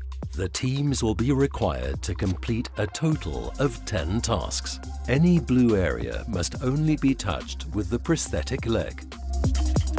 Here's a quick overview of some of the tasks the teams will perform. The first challenge is called balance beam. The pilots have to pick up and carry 2 buckets to a target area while walking across narrow wooden beams. The pilot's ability to maintain body balance will be tested thoroughly. Then the pilots need to be able to sit on a bench close to the table without touching the red poles. In the next challenge, the pilots are walking cross-country, meaning they are walking across stones and need to pick up and put down objects. In the hurdles challenge, pilots have to clear 5 hurdles. They have to alternate their lead leg for each hurdle. Pilots must not use their hands when dragging their prosthetic trail leg over the side of the hurdle. The challenge is completed as soon as competitors cross the finish line and no hurdle has fallen. Each correctly completed task earns competitors 10 points. Whoever scores the most points and clocks the fastest time wins the race. The time limit is 6 minutes. So 6 minutes to complete all of those tasks, including this one, which is the stairs, which can be a real challenge for some of these pilots. Actually, the whole course is very tricky, isn't it, Bex? And Bex, for this, will be joined by Chiara Besla. Yes, Chiara's alongside me now. We were here earlier on. We saw how difficult it was, how tricky it can be. But Andrea Modica was fantastic earlier. I'm keen to see if anyone can beat that now this afternoon. Yes, hi Bex, welcome back. And it's good to have you back. Thank you very much. And absolutely, I'm 90 points and 2 minutes 44 is the time to beat. I think it will be tricky for all the pilots, but I'm very confident that some of them might score 100. Ooh, we'll find out. Let's take a look at the map then and find out where our teams are coming from for the leg prosthesis race. We have many teams who are going to be lining up for qualifying across the afternoon. 4 teams for you: Ciervo, Neurolegs, Contour 2000 and Ossor. let's introduce you to the pilots, shall we?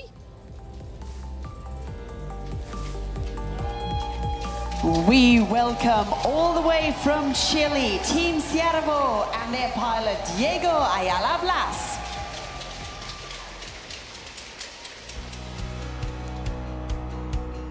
Me llamo Diego Ayala Blas, tengo 34 años. Sufrí una amputación transfemoral izquierda el año 96, cuando tenía 6 años.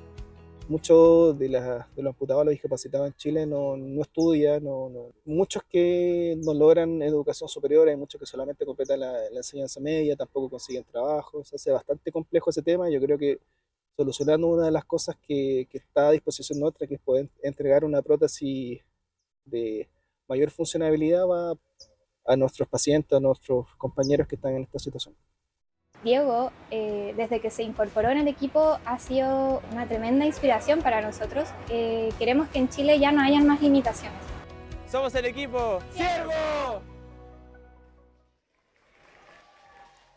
Von Chile geht's direkt in die Schweiz, denn wir haben ein Schweizer Team. From Switzerland, we have on track number 2, Team Neurolex and their pilot Michelangelo Gauci.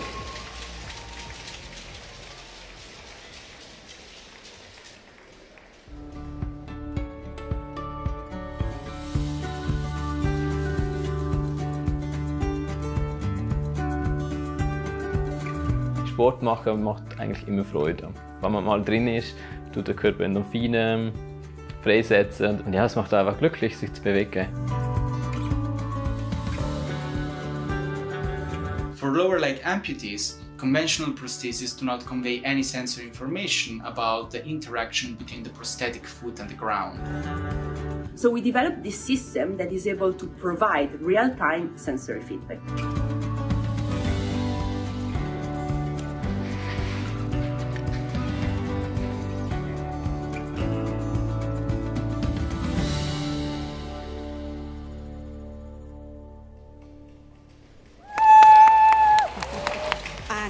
Looking over on track number 2, please make some noise for Poland and Team Contour 2000 and their pilot, Adrian Bach.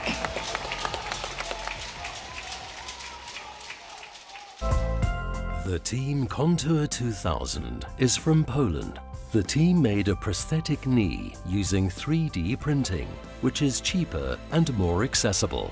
The team has been working on it for over 10 years. Adrian Bach is the pilot. He's an engineer. Adrian lost his left leg in a road accident 8 years ago. He already participated in CYBATHLON 2020 and came third. Adrian is always optimistic and he loves to compete. He lives in Poland with his wife and 2 kids. Besides being fast, he's a snowboarder and plays soccer.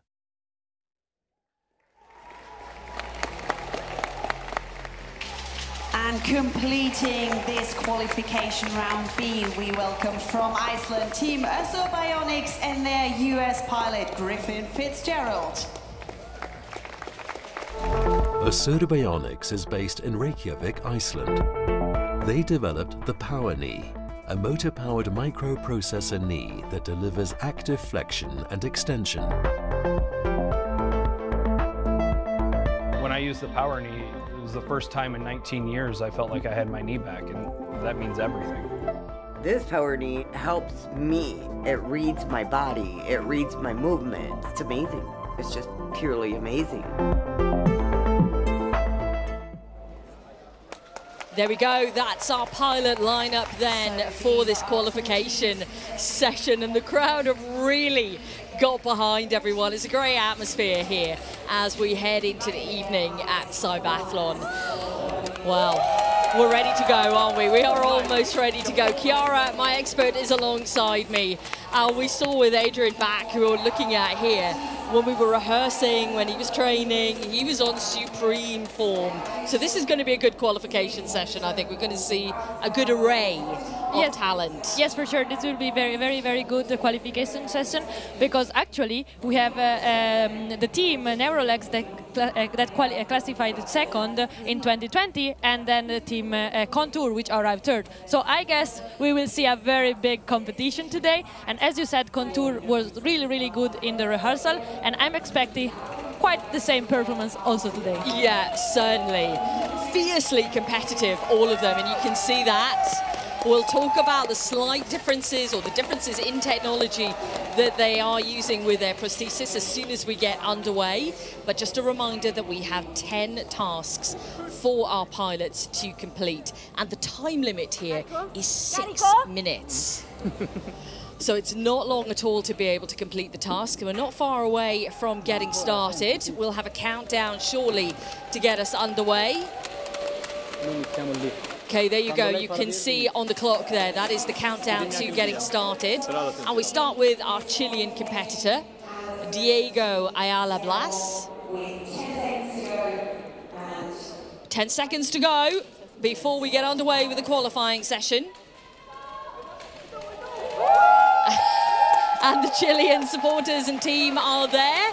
And here we go. And Chiara, a difficult task to start, the balancing beam. Talk me through it. Absolutely. The balance beam is very challenging because the beam is very narrow. They have to carry this bucket, which is empty, which makes the task even more challenging. And as a reminder for the entire race, the blue part can only be touched with the prosthesis. And unfortunately, this is a fail for the team Ciervo. Ah, that is a shame. So immediately a fail on this task. But still, he continues on. It seems that he wants to continue to show maybe himself that, and all his team, that he can finish the task. Unfortunately, he lost his balance as well there. But we move on, and the stairs await. And the next competitor will be getting underway in 20 seconds. He's already, unfortunately, touched the handrail here, though. You can see the red flag, and that is also a fail, Chiara. Yes, this is also a fail. The handrail cannot be touched. But Ciervo has an active prosthesis, which should have helped him going upstairs. Okay, we're underway with Gauchi now and the Neurolegs team. So Michelangelo has a very simple passive prosthesis, but with the addition of the Neurolegs technology, he can perceive the sensation underneath his foot. And I think this is a very key feature for performing the balancing beam. Okay, so as you said, only the prosthesis can touch the blue parts. It's an interesting strategy here. Okay, he's just regaining his balance here. Wow, this is a very nice technique that I'm sure they have trained multiple times before succeeding. And he's got his balance, he's retained his balance. We can still see him on the screen there. He hasn't had too much training here because he is replacing a fellow competitor, isn't he, in Stefan Potts? Yes, absolutely. I think Michelangelo was only enrolled last week.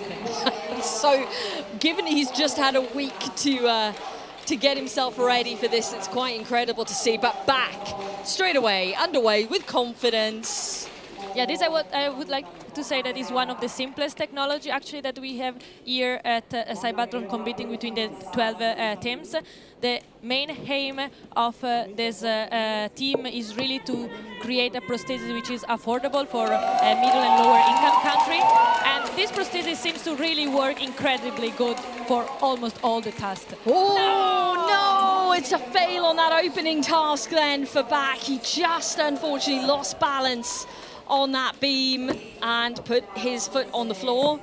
I think probably emotions because of the competition might play a really big role at this moment. I'm completely with you there, absolutely, because yeah, it's qualifying now. This is all important. The nerves of the crowd around you as well, and I think all the emotions just, yeah, they're there, and he has to calm it down a little.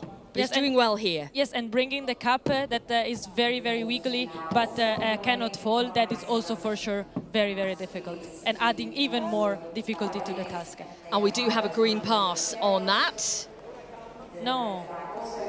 It might be that this is because the bucket has fall off, or because he stepped out of the beam before placing the bucket. I was not sure. Maybe on the first But task here for Fitzgerald. This is an actuated prosthesis, and if you see, it's yes, it means that he has a motor in the knee, and the motor is turning the prosthesis for bending each time the pilot is taking a step.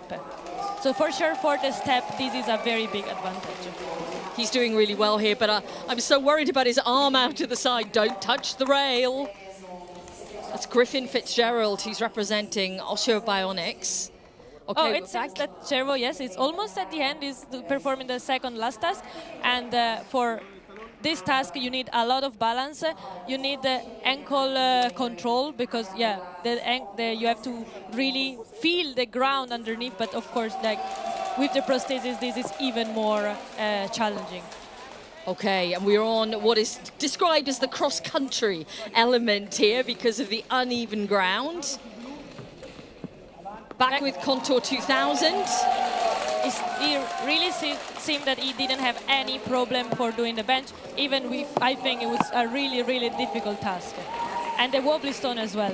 I mean, they are so unpredictable. When you step on them, you have no idea how they are turning. Just complete control. It's impressive to see, isn't it?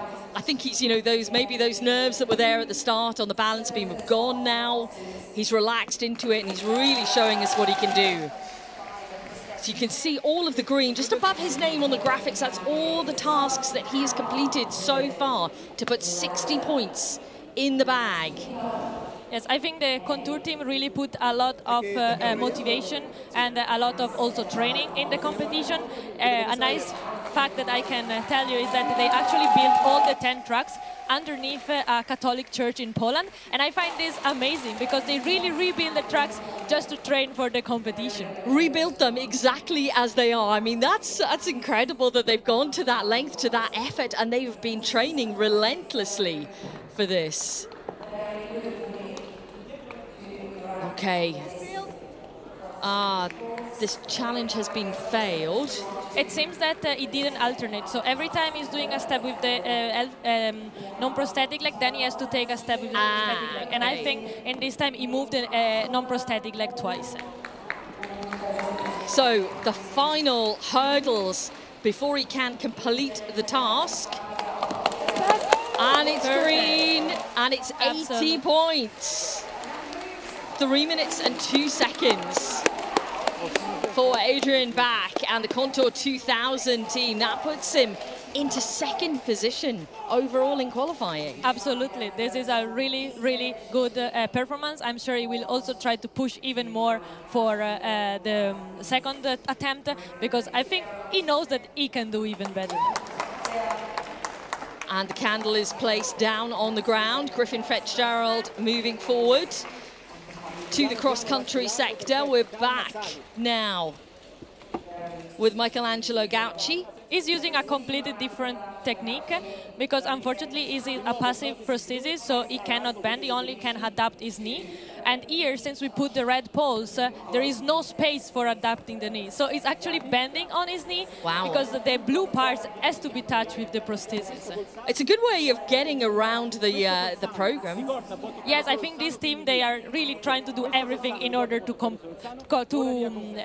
the tasks, and they come up with very nice and also very particular strategies.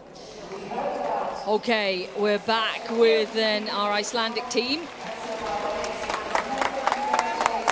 And the green flag, that final test passed, and 70 points then in the bag, putting them into third position. This is really, really good also from Osur Bionics. We will see how the other team from Osur will also perform later. But first, there will be the second attempt of this team. Absolutely. Great run so far then. And again, as Chiara said, we will see them for a second time. They'll get another crack at it to see if they can improve. But I think we have gone over time limit here from Gauci. So confirmation that his time is up, but still he is going through the motions of the tasks. But they are happy with the results so far, at least. A kiss for the audience and the crowd. Okay, so that was the qualifying session then in this group.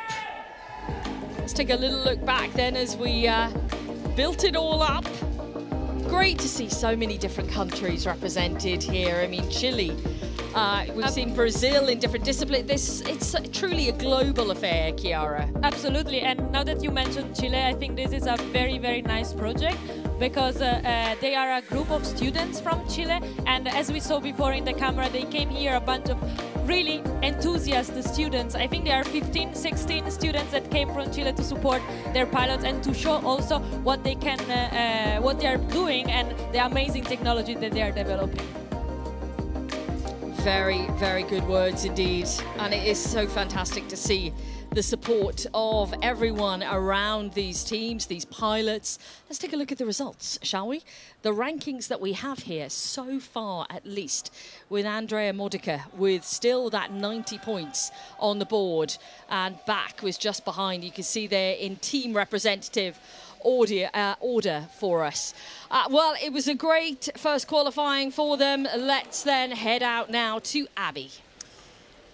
Thank you, Bex and Chiara. Yes, Adrian Bach was super speedy. Will he go even faster in his next qualifying run? Every so often we will shine a spotlight on one of the pilots. Now it's the time of Ian Thompson. He's from South Africa. He'll be up next after this second qualifying run, and he's from NWU Eagles. I always used to be a very active person before I lost my leg too. Always done athletics, always played rugby, cricket, so on. These days I've moved over to different types of sports, pretty much anything outdoors. I like shooting, I like hunting, bow hunting, target shooting, I like hiking, I like fishing, mountain biking, hiking, I already said that. In my December holiday when I was 16, I went riding motorcycle with my friends and I got involved in a motorcycle accident where I lost my leg above the knee. I think I handled it pretty well. I'm not a very emotional person, so I just went through the steps and I had a lot of support around with my family and so on. My friends supported me and they didn't look down on me after I lost my leg. They tried to support me, they had me do activities with them and so on, and actually got me up on my feet. Handling the accident, none of us will really know what Ian went through. I think it was an extremely difficult time in his life, but Ian overcome all the challenges that went apart with the amputee, and he rose above all expectations.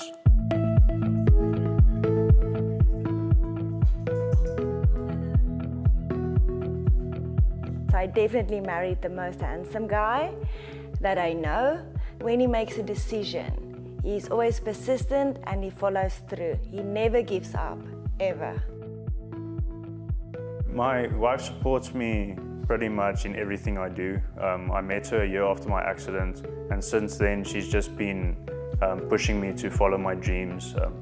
I don't even think I would have went to go study engineering if it wasn't for her, because I actually went to follow her to the university. So it was thanks to her that I actually got involved in engineering and actually got involved in developing my own prosthesis.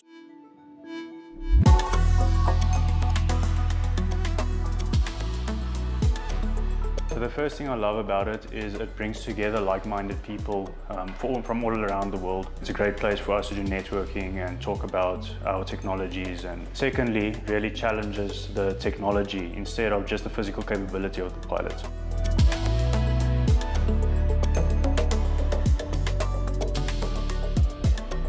The main goal I want to achieve is actually being able to get a device to market which is affordable, robust, and can actually withstand African conditions.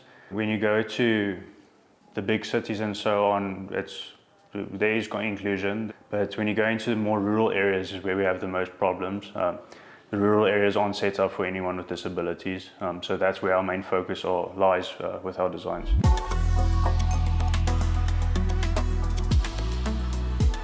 My biggest dream is to develop a local hub where we have prosthetists, rehab specialists, engineers, medical specialists, and everyone working together to develop appropriate assistive devices for Africa.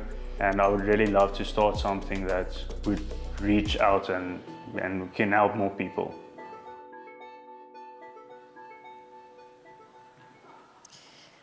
and Ian will be getting ready to compete in just a moment. Bex, so much to take from that video, how about the advancements of technology, but particularly in the African continent, and making it more accessible and primarily more affordable too. And I think that's one of the key factors, and Chiara and I have talked about that. Chiara's mentioned so many times, you know, what we're doing here and the technology advancement. You know, one of the key things is to make it affordable for people to actually be able to buy it in different countries around the world, so that there's not an extreme luxury level, but there is something that can help people, and that's exactly what Ian's talking about. Yes, absolutely. And I think the team from South Africa is not the only one. I think we had Azai this morning, we had Contour just it before, and I think really what they are trying is really to make simple prostheses with not too many sensors or not too many parts that could break very easily, and also to use materials that are available on site in order to repair the prosthesis in case it gets broken. Yeah, it's such an important part of it all, and you know, we're seeing that across every single discipline, and you know, that's the beauty of the project, Abby, is that, you know, we're seeing lots of different technology out there which is going to be aimed at being available to the general public. Who knows in how many years, but this is what they're trying to develop, technology which will become available, which will actually be out there soon, hopefully. And I think for us, for myself, actually getting to see it firsthand and operational, it's actually blown my mind completely this weekend. About Chiara, you're used to this, you're seeing this on a very regular basis. You know, you're collaborating, you're seeing the technology being developed. How impressed are you with you know, the innovations that you are seeing? Yes, I am really, really impressed. I think particularly we have 12 teams. They all have very different technological principle behind their prostheses. And it's very, very nice how to see that some are very simple but still working very reliably. And also the walking pattern seems very, very confident from the pilot. Some others that instead are much more complex but allow at the same time the pilot to perform more complex scenarios. And just to mention some of them, Ciervo from B4, they were reading the EMG, so the muscle activity of the stump. And from that one, when the pilot is contracting the muscle in the stump, the knee is bending. So I think there are many, many different principles that you can use to control this prosthesis. And here we have really seen a variety of different technical principles. And we will continue to do that. Let's take a look at the map and see where our new lineup, which are ready to go, are hailing from. Our next qualifying session then about to get underway. Otterbock X3, Osoa LX, NW Eagles and Softfoot Pro are now on the track and ready to go. Let's learn a little more about the pilots. On track number 1, we welcome from Switzerland, it's Team Otterbock X3 and their Belgian pilot, Philipp Pockeler. Mit einer ganz normalen mechanischen Prothese wäre es nicht möglich. Dus ich brauche auch eine Beinprothese, die mitdenkt. Ich bin Oberschenkel amputiert. In 2011 hatte ich einen Kitesurf-Unfall. Das Wasser war nur einen halben Meter tief, mit meinem Fuß am Boden und mein ganzes Bein war eigentlich verbröselt. Wir sind ein erfahrenes Team mit einem Top-Pilot. Und wir hoffen, dass wir das mit der auf dem Markt erhältlichen Prothese gut meistern können. Es ist nicht easy. Mein Stumpf ist ziemlich kurz und ich brauche manchmal sehr viel Kraft, um irgendwo hochzukommen oder einen riesigen Schritt zu machen. Und das ist schon anstrengend. Ich brauche nicht immer den ersten Platz oder so, aber ich will so hoch wie möglich.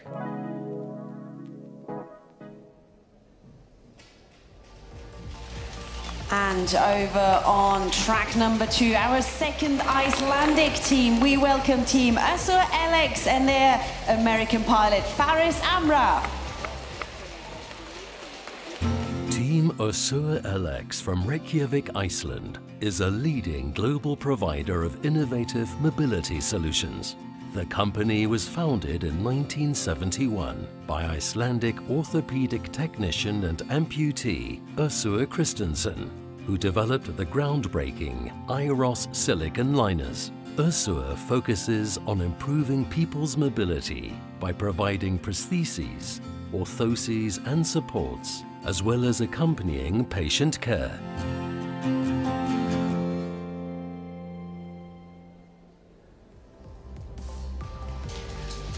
And we've already seen him in a clip just earlier on track number 3 from South Africa, the team NWU Eagles and Ian James Thompson.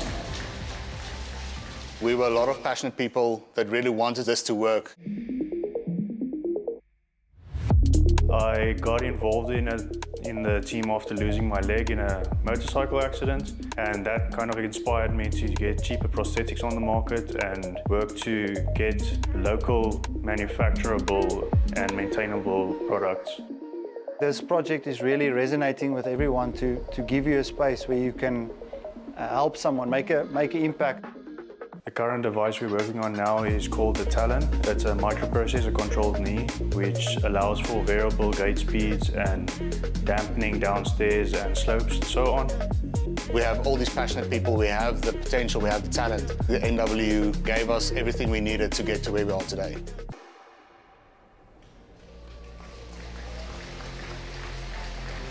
And completing the lineup in this qualification on track 2, we welcome from Italy, Team Soft Foot Pro and their pilot Flavio Gaggero.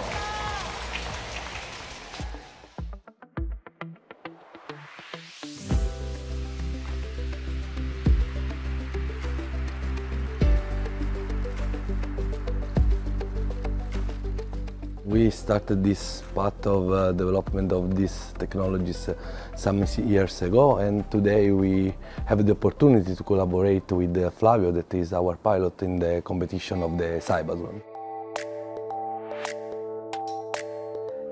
Con i ragazzi del team ci stiamo preparando per partecipare al CYBATHLON, che io la vedo come una vetrina sul mondo per presentare il nostro progetto. Vetrina, e poi io lo vedo anche, la vivo come una gara, una competizione, quindi spero tanto di vincerla e di fare bella figura. Wow. Again, I think we're always amazed by the stories, but amazed by the technology we were just seeing there from Soft Foot Pro. We are ready to go almost then with this qualifying session. And again, Chiara, we've got a great lineup here, so I think it's going to be pretty close. Absolutely, it will be pretty close and pretty competitive. All these pilots are really pushing in order to win. They're not here to participate. And the leg race is very fast. We see them running through the 10 task, and for most of them time is not a challenge. The 6 limits is not the problem. The problem is really to try to finish it as quickly as possible. No, absolutely. The technology that we just saw there from Soft Foot Pro, we talked about it earlier in the week, and obviously right now there's a trainer on the foot, so you couldn't see it, but to see it in that video, that is incredible, and it's giving him then a sensation. So no, it's not giving him a sensation, so it's just mechanics, and basically what it is doing is that each single tendon that you saw is connected with elastic bands, and these bands can adapt to the surface that is underneath. So if we will see in the cross country, but when there is an uneven terrain, the fingers can really grasp the surface and give the pilot much more stability. It was quite incredible to see. We're looking at the results on the screen right now. No one has reached 100 yet. Because that could happen here. We've got obviously more qualifying sessions to go in the leg discipline as well. We've got 30 seconds to go before we are underway with our first qualifier. And you can see there we are up with Philip right now as he gets himself ready. The countdown clock just behind. I feel like I need to breathe. Every time I see them on the line, I feel I need to breathe out and relax. But they are very focused on what they have to do ahead. And the first task, of course, they do have to have focus because it is the balancing beam that Philip will be on to. Here we go then. It's confidence so far, is a little bit of a wobble here. Stability is the key thing, and with his prosthesis, what are we seeing here with the technology? So Ottobock team has a commercially available prosthesis. It's called Genium X3, and it's only controlling the knee. So there is no control of the ankle. The ankle is fixed, and this might make a little bit of a challenge for the pilot. But that was well saved, huh? He can use the buckle to stabilize itself, but not after having picked it up. So after he pick up the buckle, he cannot put it on the ground again. Okay, he moves on to his next task now then. And we're with Faris Amra here. 4, 3, 2, 1, and go. This is another similar prosthesis to the one at Ottobock, but from another company from Iceland, Osur. And in this case, we also see a very special foot, which is able to store energy and to release it in order to facilitate the pilot to have a better foot clearance. And it seems that he really did any problem for completing the task. That was done very, very quickly indeed, and it looked to be... Oh! Just caught his foot there on the stairs, Amra. Here, take that. Yep. So that's a fail.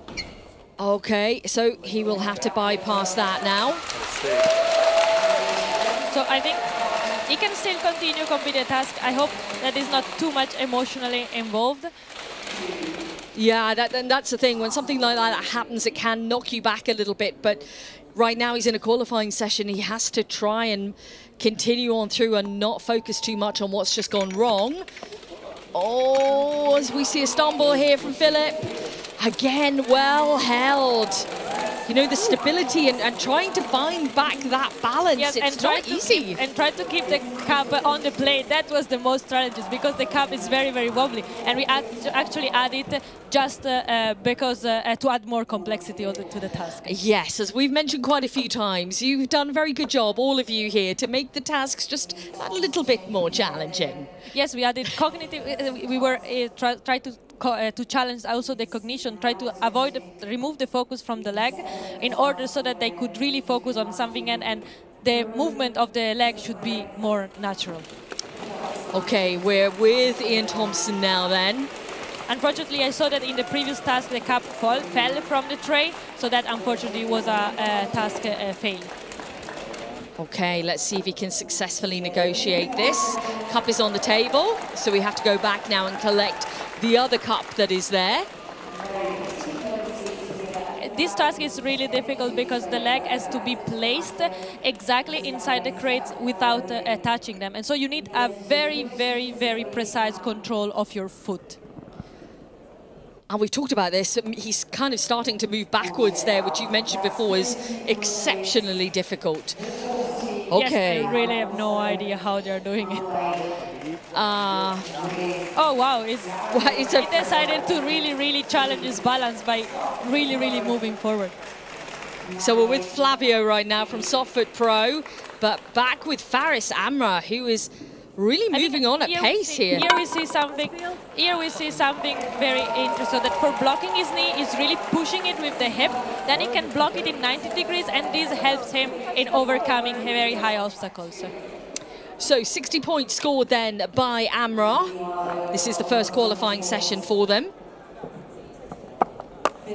That's very confident, isn't it? And competent over there. It really seems that he didn't have any problem. And here the pilot instead is trying to, not bending the knee too much, is crossing it with a much more straight leg, which still seems to work very well. Yeah, it's very, very effective so far at least. This is the last task then, the hurdles. And Philip has then completed.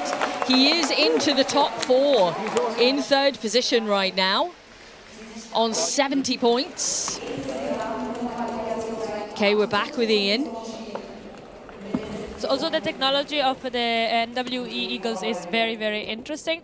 They are using something that is very common in bikes. And so it is a caliper with a disc, and every time they go, they put the weight into the prosthesis, the caliper claps against the disc and takes the prosthesis and keeps the prosthesis straight. Okay, so he is successfully. Tell me why he's moved his leg outward there. Yes, why does he do that? I think that so that the prosthesis can recognize that he has to unlock, because now he wanted to unlock the prosthesis to go down, and every time he's moving it sideways, the prosthesis recognized through some sensors that are embedded in the prosthesis, and it unlocks the knee. And that is the task successfully completed. So we're on 40 points here. Yeah, it seems that he recovered very, very well after the first four tasks. And it's good that this is, you know, run one of qualifying as well. Let's see how he manages the cross-country element here. Taking big steps for this pilot is very, very difficult because, of course, it requires a lot of balance, a lot of controls of the entire prosthetic leg. But we saw very impressive things today. No, what happened? I don't know. There was a red flag there, and I'm not sure why. I'm also unsure exactly what happened. Do you know what? He has a little bit of a problem here that he's so tall. Yes, it's true. It's not just got to get over, he's got to get under. This can be considered, like, should be considered, depending on the height of the pilot, we should move the poles and the bars. That's it. Okay. Oh, and there we go, Excellent. through, and that is a pass. 50 points then, slotting into 7th overall in this first qualifying session. We're back with Flavio, who's on 50 points here, 2 more to go. Oh, this was even a strategy. So he came the obstacle, and then he moved it directly on the target. And also, the knee of Flavio is bending very, very to exactly 90 degrees, and is then overcoming directly the second obstacle. Okay, it's an interesting way that he's so patient. Slow movements to be able to get over effectively, not touch the bars here, not drop those hurdles. Final one, and he's through. And it's 70 points on the board for Softfoot Pro. And Flavio Gaggero.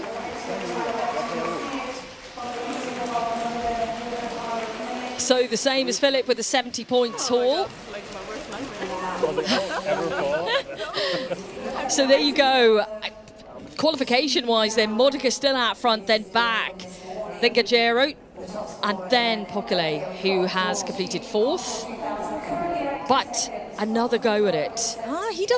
Does he look so happy there? I'm not sure. I think they were discussing a bit with the referee how they judge one task, so I'm sure that they will have to figure it out before the next run. Andrea is, of course, very happy. He did 2 great qualifying session this morning. He is the man out front, Modica. Okay, just a little look back at some of the moments here then from this qualifying session.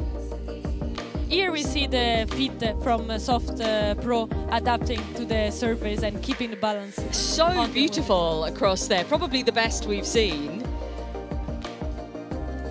Let's just take a look then as Ian Thompson negotiates the steps. Always great to see the emotions here. Let's cross out then to our host, Miss Abby Stevens, who's out in the arena for us. Thank you, Miss Bex Williams. Now, gosh, that was another intriguing race, and they will have a second qualifying run. Well, the referees have such an important job at CYBATHLON. They're obviously watching the pilots and deeming whether a task is indeed a pass or a fail. Let's learn more about the referee education.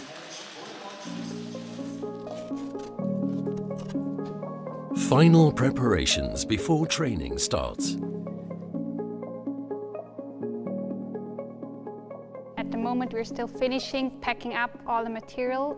I don't know how many hundreds of little pieces we have for the CYBATHLON. Instructor Mariona Munger knows exactly what kind of characters are needed to be able to do the job as a volunteer referee. So one important characteristic is for sure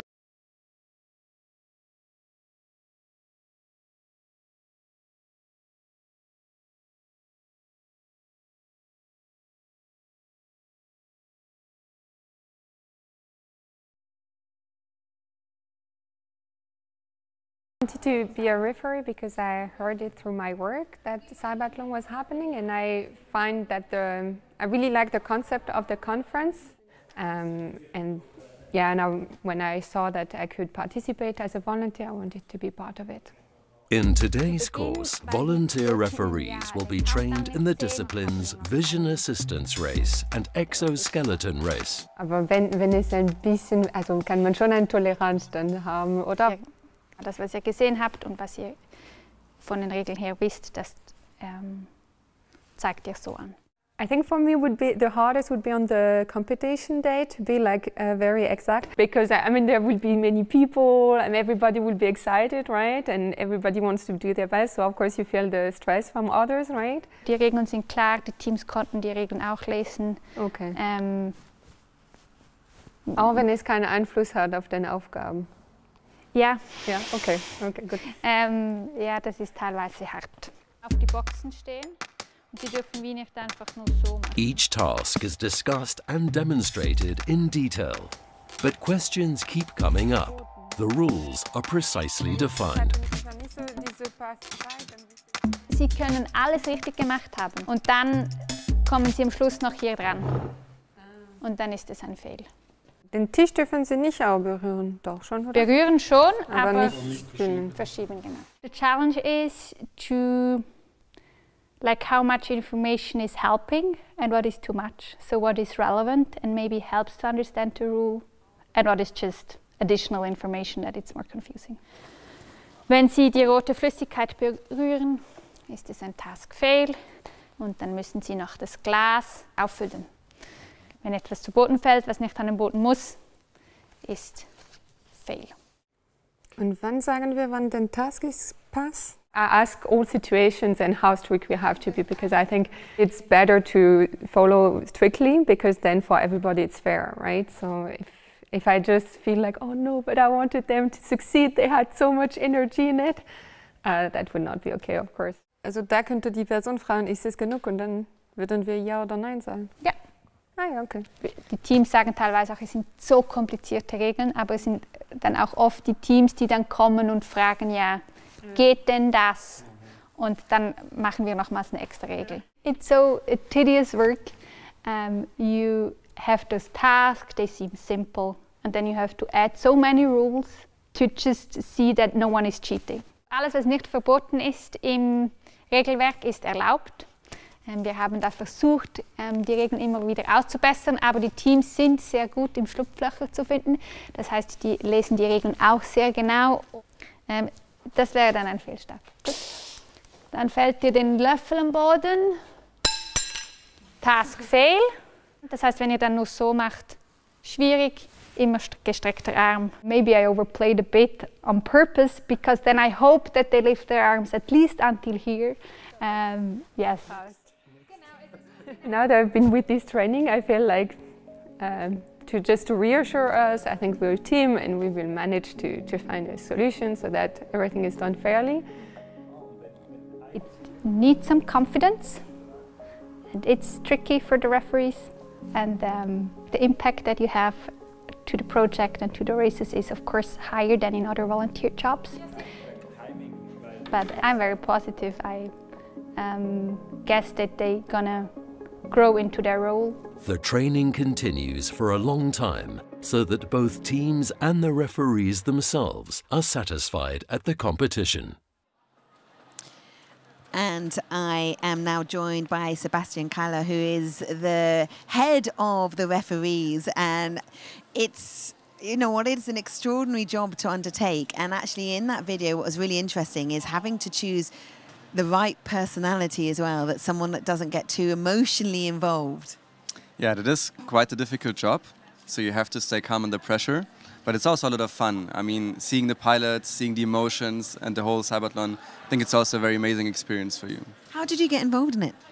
Well, actually, I'm part of ETH. I'm working in the sustainability team of ETH.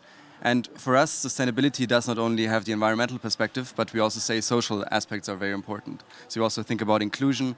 And this is why we decided as a team that we definitely want to sponsor and support the CYBATHLON as much as we can.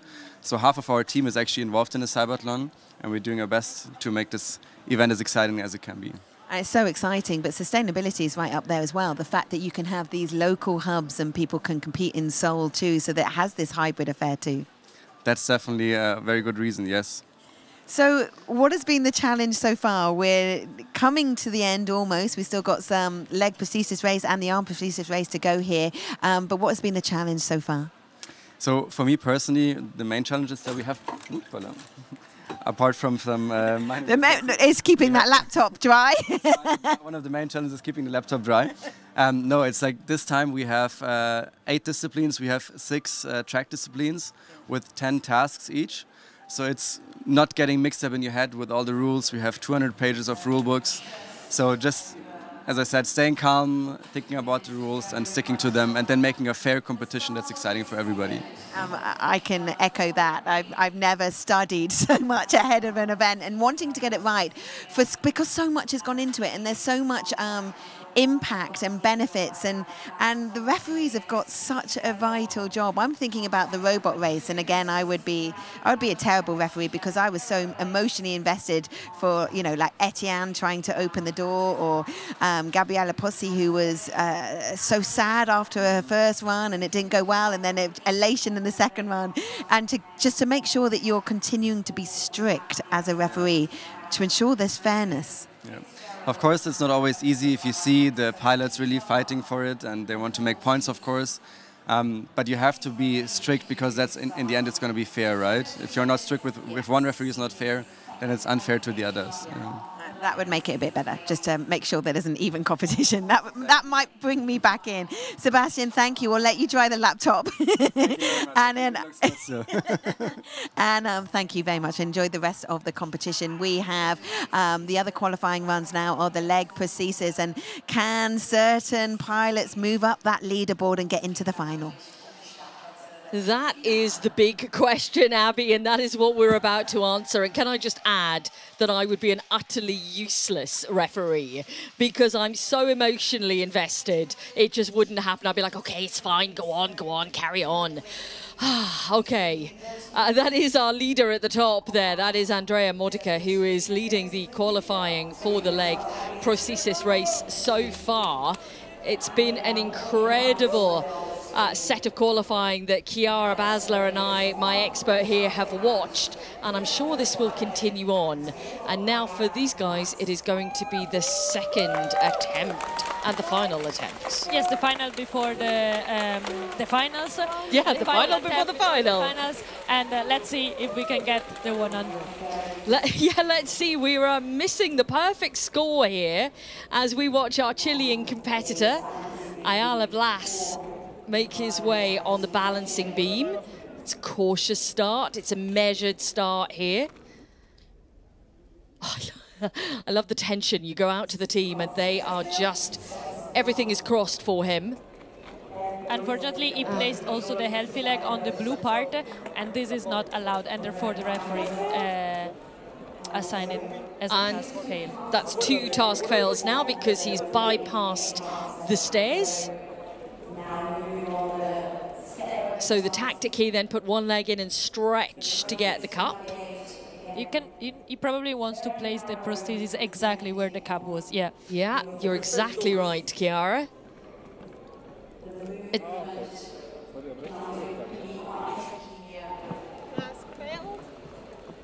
And now we are underway with Gauchi, so we have passed 2 tasks and we're straight on to that same one that we just saw our Chilean competitor on. I think Michelangelo before ran out of time, so probably now he decided to skip the task where he lost more time and he's maybe unsure to pass in order to try the one that is quite sure to get the 10 points. Yeah, that could be a good tactic. Let's see if that plays off then come the end of it all. Successfully through there. He has to put the cup down on the table and then go back a second time. There is another cup hidden in there. Well, not hidden, it's in plain sight, but there's another cup there. Yeah, when we decided to design this task, we thought think maybe 10 crates are not enough. Let's make them 30. So they have to go back and forth multiple times. I'm shaking my head here. Just, you know, you've made it so tricky. But we're enjoying the trickiness because it's proving such a challenge for our competitors out there, for our pilots. Okay, how does he negotiate then turning around now? Okay, back is back. Let's see what he can do on this performance. Oh, it's a little wobble here on the balancing beam. I think, if I'm not mistaken, it was the only task he got wrong in the first round. No, I think no. He didn't score 90 points, but it was for sure one of the tasks that he got wrong in the first attempt. So I'm sure now. And again, unfortunately, the balance was lost.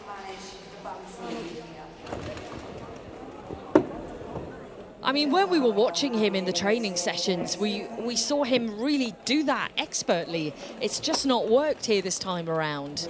That could be for all kinds of reasons and circumstances. I think it's really the competition atmosphere that is running him a bit out of concentration. Yeah, maybe. Okay, so... the team server seems to... As task passed on the wobbly steps. So this was the team that I was telling you before, that they are controlling the leg with the activity of their muscle. So when contracting the thigh, he is flexing the knee. And he can really control how much he wants to flex the knee by pulling more or less the muscle in the thigh. In the stump. This is a very extraordinary way of entering a table. Michelangelo's prosthesis is passive, so he doesn't have many degrees of freedom. But he decided, therefore, to sit on the table, and then now he has to turn around while pivoting on the prosthetic leg in order to sit. And without touching the red areas either side.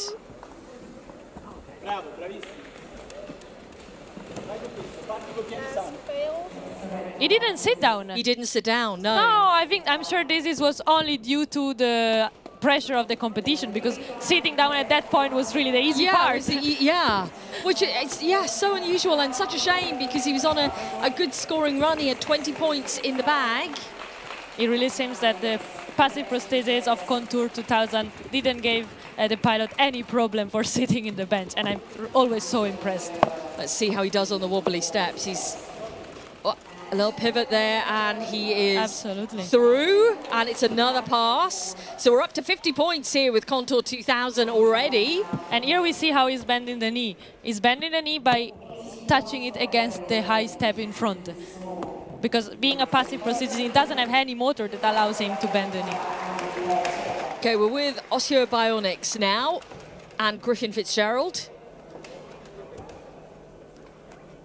Osteobionics is using two passive components, two commercially available components, an active knee with a motor that bends the knee, and then a passive foot which is restoring energy every step in order to facilitate the push off. That's another task pass, so that's 30 points for him already. Much better performance than the EAT before. Yeah, absolutely. And rest his hand on the table. No, this is one part of the rule. He does have to do that. They really have to rest on the table until the referee says. Look at the tension here from the team. It's really a team effort. It's really a team effort. It's not only for the pilot, for the team manager, probably all the family is so looking forward for him to pass also this last task. Let's have a look at what he can achieve then. Oh! He just hit over on the final one. It's 80 points there. This was really unlucky. I think it was really just because he wanted to gain this 1 second, and now he hit the pole. Otherwise, it would have been almost a perfect. Almost. Right. Okay, back with Michelangelo now. Who, as you can see, 30 points. It's such a you mentioned how difficult it was with his type of procedure. Yes, absolutely. With his type of that move. He also have a very short stump, which make the movement even more difficult. Okay, let's head back to Osteobionics and Griffin Fitzgerald, who is on the cross-country section right now. You can see some really good points on the board here. He's got 70 already. Yes, it seems that he really also didn't have any problem despite all the irregularity on this terrain. And here the actuated knee should help him bending. I love the fact it's trying. It could arrive to 90 points similar to Andrea Modica, but the time seems that it's already longer than what Andrea Modica reached. Yeah, you can see Andrea's time was quite sensational. However, last... Oh, wow, perfect, yeah. Excellent, 90 points then for Fitzgerald.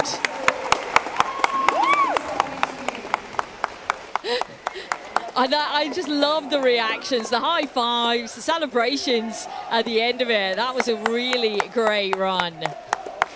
Absolutely, and it shows also as CYBATHLON is really a team working, from the team manager, the company in this case, and the pilot, and a real work together. It absolutely is. Some really great performances then. And some celebrations from our pilots as they complete their second qualifying session. And that is our leader in the qualifying, Andrea Modica, in this discipline, who's watching on and seeing how everyone is doing. I love that. But also cheering on for his, fellow competitors as well, which is so important. So that's the correct ranking we see in front of us at the moment. Modica and Fitzgerald both on the 90 points, but a difference in time, as you can see.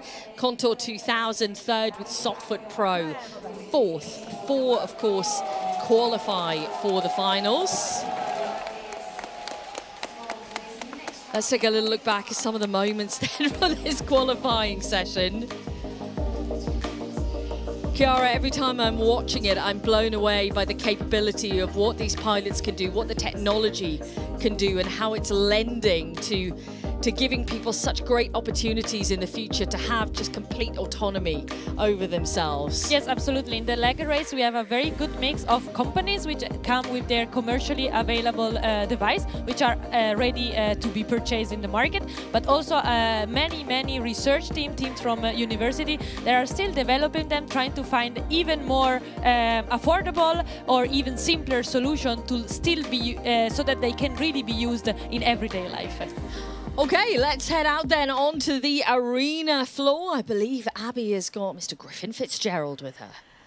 I have indeed. We are now joined by Griffin Fitzgerald, and we're just saying that, Griffin, you kind of went under the radar there, and everyone had the attention on Adrian back in the track next to you, but you just made that power knee work. Yeah, so I was a little harder than I thought it was going to be coming into this, but we worked really hard with a great team at Össur, and I mean, I think the future is in power, so. Yeah, well, they're saying the right thing, isn't he? In terms of the difficulty, tell us why it was harder than you expected. These just aren't your typical things you would do in a day, and they're kind of navigated in a way that you probably wouldn't do them if you did encounter them. But it's fun. It's a challenge more to the prosthesis, I think, than the pilots, even though it is difficult for us. But it's been a lot of fun. I'm very excited to be here. Well, Andrea Modica, he is topping the leaderboard at the moment. He's in the arena watching, but you're now going to second place, so you're through to that final. Yeah, I was very excited watching him earlier. He's super impressive. All the contestants are. I think all the pilots are just. I was so impressed with how good everyone is, and I'm happy to be here, happy to compete, and I'm glad I did as well as I did. And it's so impressive that you are competitors, but you're also sharing knowledge. Is there insight that you're gaining and having that social aspect to be part of it all together? Yeah, definitely. During the training sessions earlier today, myself and some of the other pilots were going over strategies and things we could do to make it better. Everybody's super welcoming. I don't think we're here in a spirit of competition, but I think everybody wants everyone else to succeed. So. It is, but it is a sporting competition. And how do you balance this aspect of the speed when we saw Andrea, because he was just so fast, but the precision and the focus that you need, especially when you've got fans shouting and clapping and stuff, and just maintaining that concentration? I like pressure, but we kind of focused. That was our game plan, was just be a little more precise than fast, and hopefully that would carry me into the finals, and we make something of it. Gosh, the finals is going to be so good. Well done, Griffin. Congratulations to you and your team. We are going to take a short break. When we come back, we are going to have another qualifying run for the leg prosthesis race. Who is going to be joining Griffin and Andrea into that final? Stay with us.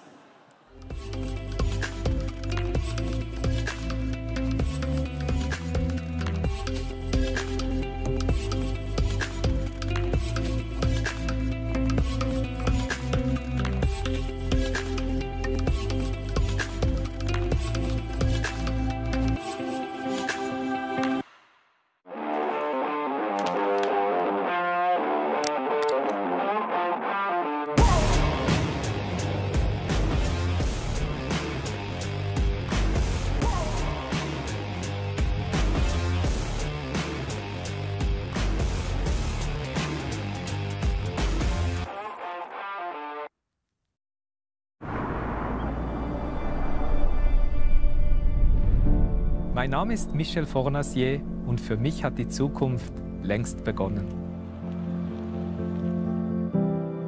Mir ist es wichtig, dass Technik der Menschheit dient, sie unterstützt, ihnen Hand bietet und den Alltag so erleichtert.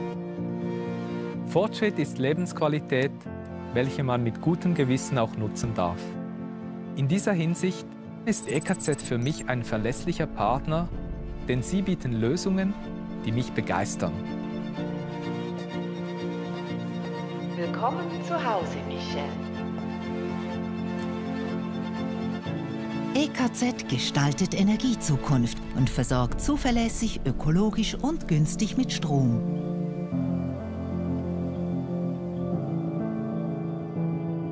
EKZ, stolzer Partner des CYBATHLON. Okay, so we have that final qualifying of the leg prosthesis race. Bex, Chiara, this is going to be so good. Who are going to be joining Griffin and Andrea in that final? Well, that's the big question, Abby. You know, we're not sure. We'll have to wait and see, and it's going to be the final leg qualifier we see coming up next. So it's going to be thrilling.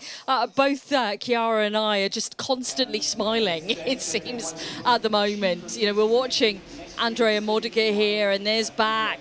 And, you know, performances have been so good so far. I'm really keen to know who's going to go through to the final, though. Yes, despite they almost all have already competed and it's almost the hand, I'm still really thrilled, and I still think we don't know who is going to the final. And I think this is what is very exciting at the moment. It is very exciting, and it has been thrilling competition out there, as you've all seen.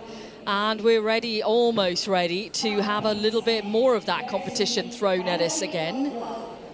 So 30 seconds to go until we get underway. There's a reminder on the screen there of how it's shaping up, and the four at the moment who are effectively in the lead. Flavio, who you're looking at here from Softfoot Pro, is in 4th position right now. So you can see there, it is going to be really interesting now who will qualify in terms of the time out there. I don't think this man should be too worried at all. But I love the fact, and it was great to hear as we get underway here with Philip, you know, the spirit of competition, as Griffin Fitzgerald was saying, you know, the sharing of information. Oh, what's a fail? Unfortunately, he put his hand on the ground there trying to balance himself. Okay, let's move on to the next one. Climbing these stairs is a little bit more tricky than it might look. Coming down the other side, though, a little bit easier. Yes, why is that? Yes, I think they use very specific techniques. For going up, is kicking the hip back, so he's extending his knee, and the prosthesis is recognized that he has to bend. While for here, he always has to place the feet up on the step and up outside the step. And I think maybe we can see it again now when he's going down. So always half of the step, half of the foot is on the step, and half of the foot is outside. And this is how the prosthesis itself recognizes that the pilot is going downstairs. So these prostheses are very smart, and they can, through sensor, recognize what the pilot is actually doing. Okay, we're back now with Faris Amra. This is also another microcontrol prosthesis that works very, very similar. In addition, we also have a special foot. And here the pilot decided to take a long step to go over the blue part without touching it directly. And that was a very strong move. It's given him 10 points in the bag. And a good start now on to the steps. And again, we're seeing really quick motion here, right from the start, but controlled. Yes, for this pilot, I think it's also kicking the step in order to bend their knee, while for going down, I think it's a very similar principle compared to the previous knee that we saw from Otto Bock. So we move on up then. He's placed the 2 cups now into position. He just has to make his way back down the stairs. And the task is passed. And there we go, the green flag, confirmation of that. 20 points in the bag so far. Let's move on. Oh, he's taking very long step. He's even skipping completely some rows of crates. So you can do that, obviously. Yes, it doesn't state in the rules. In the rules, you can skip as many crates as you want. Oh no, that's a shame for Thompson. Just lost his balance on the beam there. Amra's really picking up pace here, isn't he? You know, we're already on now to these slopes. Yes, I'm very impressed of how big steps he's taking, because it's really almost taking 1 step per ramp and crossing them super, super quickly. Yeah, so for him, it seems that despite the tilt, the surface is not putting any challenge. He just looks so self-assured, so confident. Absolutely. And okay, we're with Philip. Unfortunately, though, Philip has not been racking up the points here, but the man who comes into this in 4th position in qualifying is Flavio, part of the Softfoot Pro team. Absolutely. And in this task, we have some sort of randomization. So the pilots do not know exactly the order of these eye boxes. And each box has a different height, has a different width. And this even makes the task more difficult, but not for Osur Alex. Could we see, I'm not going to say it, I don't want to jinx it, because he's doing so well, but it's green across the board here as we complete the ladder test.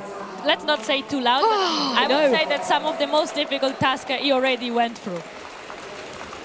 He is just making such incredible movements here, and like you said, making these larger strides, maybe navigating his way through. Only 1 to go. 1 to go, and he's on 90 right now. Could he get a perfect score here? And I think for him, as we said before, he can really block the knee at 90 degrees, and this one should at least make him a bit more confident on where the knee is exactly placed, and therefore let's hope that he can really rock it. It's about points now, and he is about to, he's on the verge of, if you see, getting a perfect run. Even slow down a bit, because he knows that if he does 100, then the time is not a problem. Oh, yes, 100 points! Finally, the perfect score in the leg prosthesis race has been reached. Congratulations to Faris Amro. What a run! That was amazing! This is really, really amazing. And I told you at the very beginning that we might have seen a 100, and now here it is. And there it is, in our final qualification round as well. But still, we are still, absolutely, and we are still looking at soft foot, and it seems that it's really going very well in the first 3 tasks. Yeah, he's completed the first 3 successfully, so it's 30 points on the board.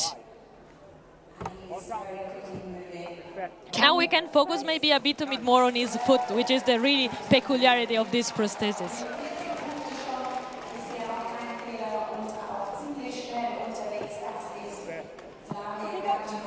Okay, he's done that task, negotiated it successfully. So he went into this in 4th place. Can he hold on to that 4th place is the big question here. You know, with that incredible run from Faris Amra, that just really puts the pressure on some of the others. All of them looking on. I think Contour is really, really looking at it, because depending on the score of Soft Pro, he can either come in the final or not. So he is paying very close attention to what is happening with Flavio here as he heads up the ladder.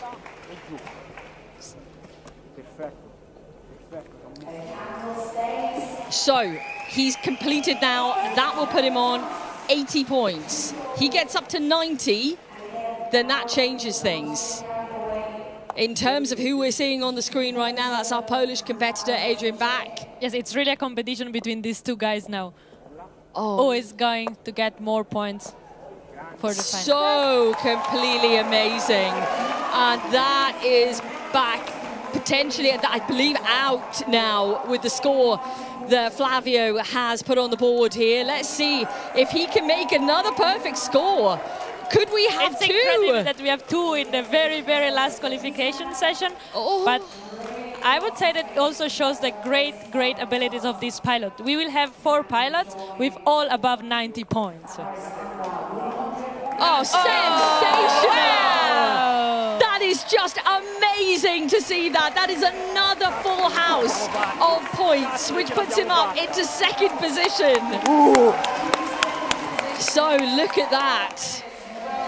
Flavio's reaction is just epic because he was a little bit disappointed first time round, but my goodness, 2 full scores, 2 full houses. What a final qualification round it has been for leg prosthesis. That was incredible. Absolutely, this was incredible and it was really, really exciting to watch and really looking forward to the final. I think the final probably at this point, since they're all so good, the competition atmosphere is what will play the major role. Absolutely. Now, for NW Eagles here, for Ian Thompson, this is a much better score than we saw earlier on. 80 points in the bag. That is a great run through. Also, we've seen truly amazing performances here and to really delight the crowd in the stadium for this final qualifying session for the leg. I mean, we were wondering if we'd get 100, and then we had 2 100s, 2 perfect scores in one session. So I think Andrea Modica now should also be a bit more. He seemed very calm at the beginning. Now I think he knows that he has to push even harder in the final. The pressure is really on now. As you say, it's all going to come down to the competition spirit when we get to the finals and how they can keep their calmness, keep that focus. But this was a thriller. Just having a look back at some of the moments here from this qualifying session. Yeah, for some of them, it didn't go as planned. For others, it was perfect. Again, some fantastic reactions. Just to see the true emotions behind it all. The relief, the knowledge that success has been had. Every single task completed out there successfully.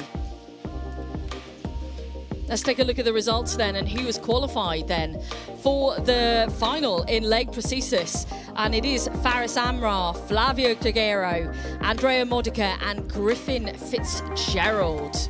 I mean, that is now the 4 going through, and from the competition we have seen between them, look at the points, 2 with 100, 2 with 90. The final is going to be absolutely sensational, I think. Absolutely. Let's see. Maybe we will have 4 100, and the time will be the only time that matters.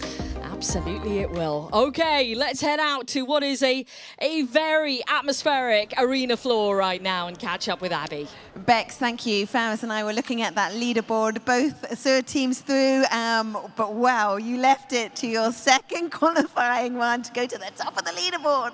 Yeah, well, pressure bust pipes or it makes diamonds, so we got to see what happened. True, true. And the difference from your first qualifying run and to not let that impact you emotionally to come out and put in 100% there on the second one, how tricky was that? I mean, we got a solid team in Oser, and I think her and I just went back and we kind of debriefed everything like we do and said, hey, these things went good, these things went bad, how can we improve it? And came out and just kind of did it again. But you didn't have long time to improve it. That's quite a quick turnaround. Yeah, but we knew the faults that happened, right? And you know, the prosthetic is going to do what the prosthetic is going to do, and the user is going to do what the user is going to do. So we just had the mistakes. We identified them quickly, and then went from there. That's going to be such an amazing final tomorrow. But we are going to just have a look at that moment in that first run. And what happened there? What caused the mishap in that first? It was the steps, wasn't it? The staircase? Yeah, I think it was an operator error. I think I dragged the toe on one of the steps, and that caused the knee to go into flexion. And the flexion stayed there for about 2 seconds. I just wasn't anticipating it. and I just felt the uneven weight distribution, and then from there I was already kind of stepping into the next step. So operator error, but I think that's kind of what we're doing here with OSER is we're testing out products, and it's not necessarily about winning the competition, but it's saying, can the everyday user use these everyday products and do these tasks? And I think kind of the fall was exactly what we wanted to look at. It's not a bad thing, right? That happens, and that's a data point to take back and try to improve the prosthetics for everybody else. Such an important point. So good. This CYBATHLON 2024 is just extraordinary because it is a sporting competition. But like you say, actually, the essence of it is what it can do for the lives of those with disabilities moving forward from this point on. What we're seeing is the spotlight on you, but the spotlight just shining a brighter light is extraordinary. Yeah, absolutely. I wouldn't be here if it wasn't for the betterment of everybody else in the community. So I really appreciate OSER having me out and being able to represent and kind of push forward the technologies. I think it's a great thing. Faz, we'll see you in the final. But thank you so much, both of the Icelandic teams into the final. That should be so good.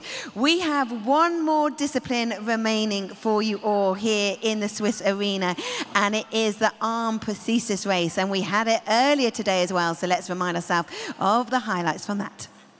3 teams and their pilots took part in the Arm Prosthesis race this morning. Daedalonic UPV from Spain, Bionit Labs 1 from Italy, and Hands-On from China. Each team had 2 runs to complete the 10 tasks in 8 minutes. Silvia from Daedalonic struggled to complete the various challenges and was able to complete 1 in the end. Salvatore De Cilis from Italy had a blistering first run. He practically flew through the hot wire tasks. He completed 8 tasks successfully. Min Chu from China completed the hot wire even faster than Salvatore. In her second run, Min Chu came close to completing each task within 8 minutes, which could have been a perfect run. But Min Chu failed to complete all the tasks in 10 minutes. Nevertheless, the Chinese pilot and her team were the best team in this morning's Arm Prosthesis race.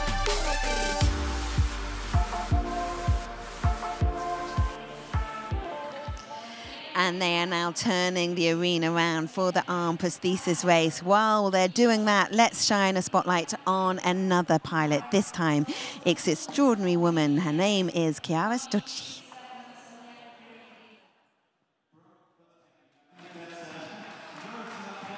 I like her smile in the morning, because when you come in at work, she's always greeting you good morning with a big smile. Chiara positively affects the team with her calm. She always tries to encourage you. Her constant good mood is what drives all of us to give our best for her. I love this place because we are very young guys that follow our passion.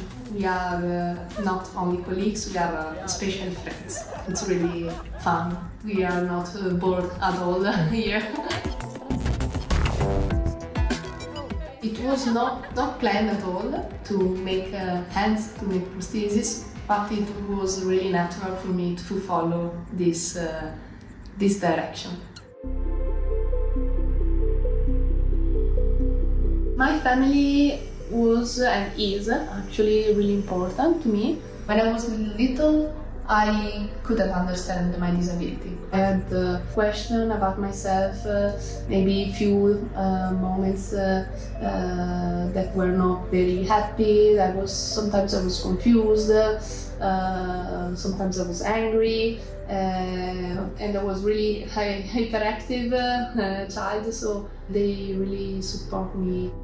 I grew up with a twin. I really inspired myself in my sister, so we have also a tattoo together. And so the fact that I had a person that did a lot, whatever she has to do, I also I did it in a different way. Of course, when you are disabled, you have to do things differently. And I was really lucky to have my parents that actually let me do whatever I want. So they let me fail. I kind of realized my passion because of it. So thanks to my sister and my parents. We've spent so much time together. I still have a lot of things to learn from her. She can teach you how not to be afraid or scared of the challenges that life could bring.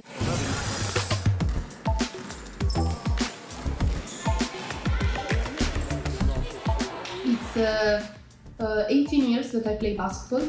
Sport is my biggest passion. Even if I was little, I noticed that there was no trust in me because, of course, I started playing with boys. I was the only girl and disabled. When I was a girl, about 18, I really had fun with playing basketball. I met my best friends, and even now that I'm starting to be quite old, I have a lot of young fellas, I can't stop. So it's something I can't live without. For her, the impossible is possible. So she doesn't want to hear that she cannot do something. She's very good at basically at playing basketball and drawing because she's very creative and she's got a lot of imagination. My biggest challenge as a CYBATHLON pilot is you have to be concentrated, but at the same time you have to go really fast to complete the task. It's quite a mess. I supported her during this period while preparing for CYBATHLON because I know how much she really cares about CYBATHLON. I've always encouraged her doing what she really loves. I want her to succeed as much as she wants. My first goal, of course, is winning, so like everybody else, I think. I wish her good luck.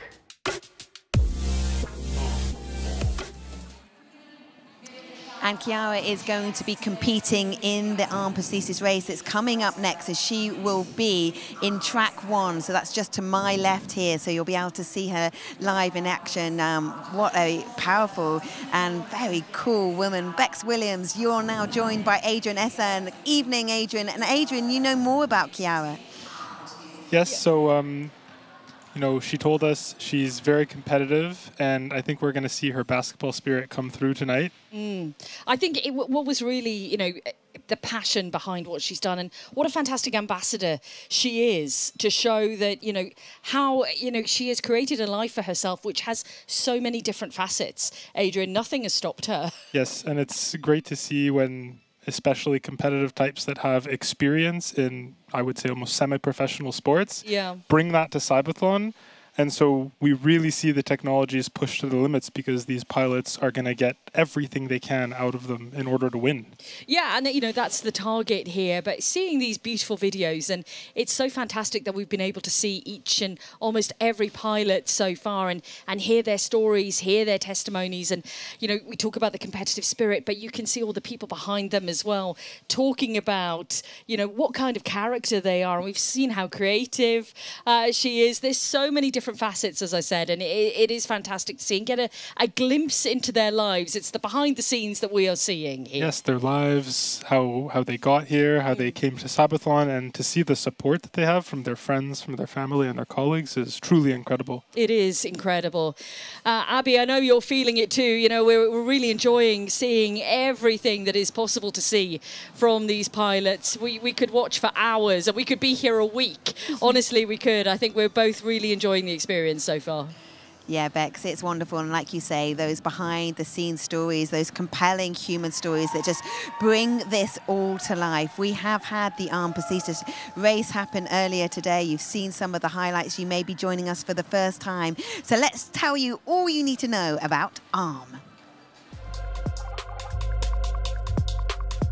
Next up, the Arm Prosthesis race. Blue parts are only allowed to be manipulated or touched with the prosthetic hand. The pilots must complete 10 tasks. Here are some examples. In this task, the pilot needs to put on a hooded sweater, fasten the zipper, take it off, and hang it up on the clothesline. Lastly, the pilot has to hang up a t-shirt on the clothesline using a blue clothes peg. The next task involves some do-it-yourself action, including the use of various tools. Next up is the haptic bag challenge. The pilots have to identify and retrieve objects of different shapes and flexibility without visual assistance. Then the pilots stack blue cups to form a vertical pyramid while sitting at a table. Pilots can score 10 points for each of the 10 tasks. The pilot who completes the most tasks in the fastest time wins the race. The time limit is 8 minutes. So the Arm Prosthesis race, and it's known as Arm. It is the last discipline this evening, and your commentators, Bex Williams and Adrian Esser. And we're ready for it. We absolutely are. But Adrian, Arm has a lot to live up to because we've just seen a thrilling qualifying session in leg, and we were really on the edge of our seats here. What are we going to see tonight? Well, leg was super exciting, and it's going to continue to push that pace and that intensity. We are also going to see from Bion IT, their second pilot, Philip. And let me tell you, he is also very competitive, and he is here to win as well. Of course, Chiara, as we heard, we're going to see her on the track as well today. And hopefully we'll also see Grasp and see the device that they bring in Vancouver. Absolutely, and you know, a truly global affair, as we've talked about before, and the spirit here in the stadium, okay, we might be thinning out with a few people now, but the whoops and the hollers, that's keeping everyone motivated, yes? Oh, for sure, for sure. Yeah, we're going to see some really great races. We are looking forward to it then. Let's take a look at where the teams are hailing from then. So, as Adrian mentioned, we are looking at 3 competitors here. The base in Vancouver for Grasp, and then Rehab Tech Arm. And, of course, Bion IT, both Italian teams. Let's find out a little bit more about the pilots. Let's take a look at who's lining up. And on track 1, that is from Italy, Rehab Tech Arm and Chiara Stocci. I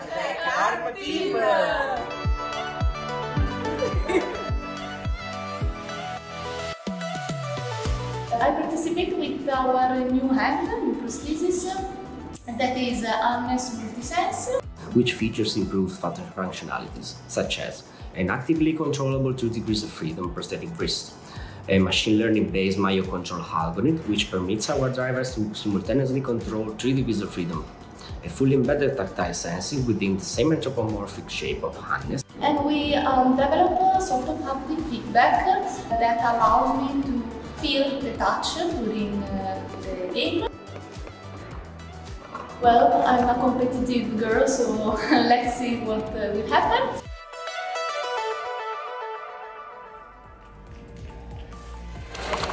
And joining us all the way from Vancouver, Canada, we are looking over to Team Grasp and pilot Albert Atkinson. They're clearly still preparing, so we'll join them on the screen shortly. There we have them. Team Grasp and Albert Atkinson.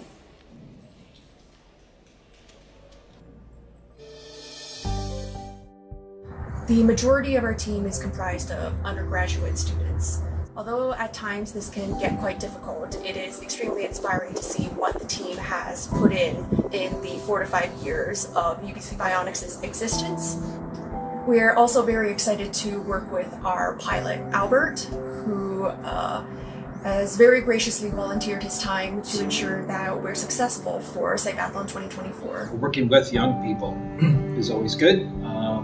Smart, intelligent, motivated, those are all good things, and it's been interesting sort of seeing how they've developed the arm, and it's complex, it's not easy, so I have to take my hat off to them for that. We are UBC Bionics.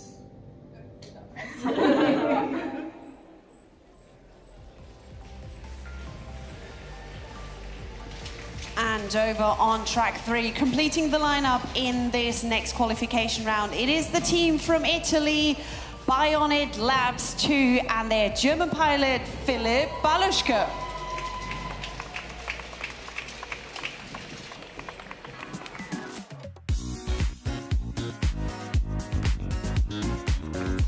Hello, my name is Philipp Baluschke. I'm 35 years old from Germany. Participating in this competition is important for us because we will challenge ourselves and our device. Our strength is definitely the ability to do teamwork, working with determination, but without forgetting to have fun. So I decided to take part of the CYBATHLON challenge because I feel very comfortable with this hand, so I can do many of daily tasks. So this challenge will be perfect for me to win this thing.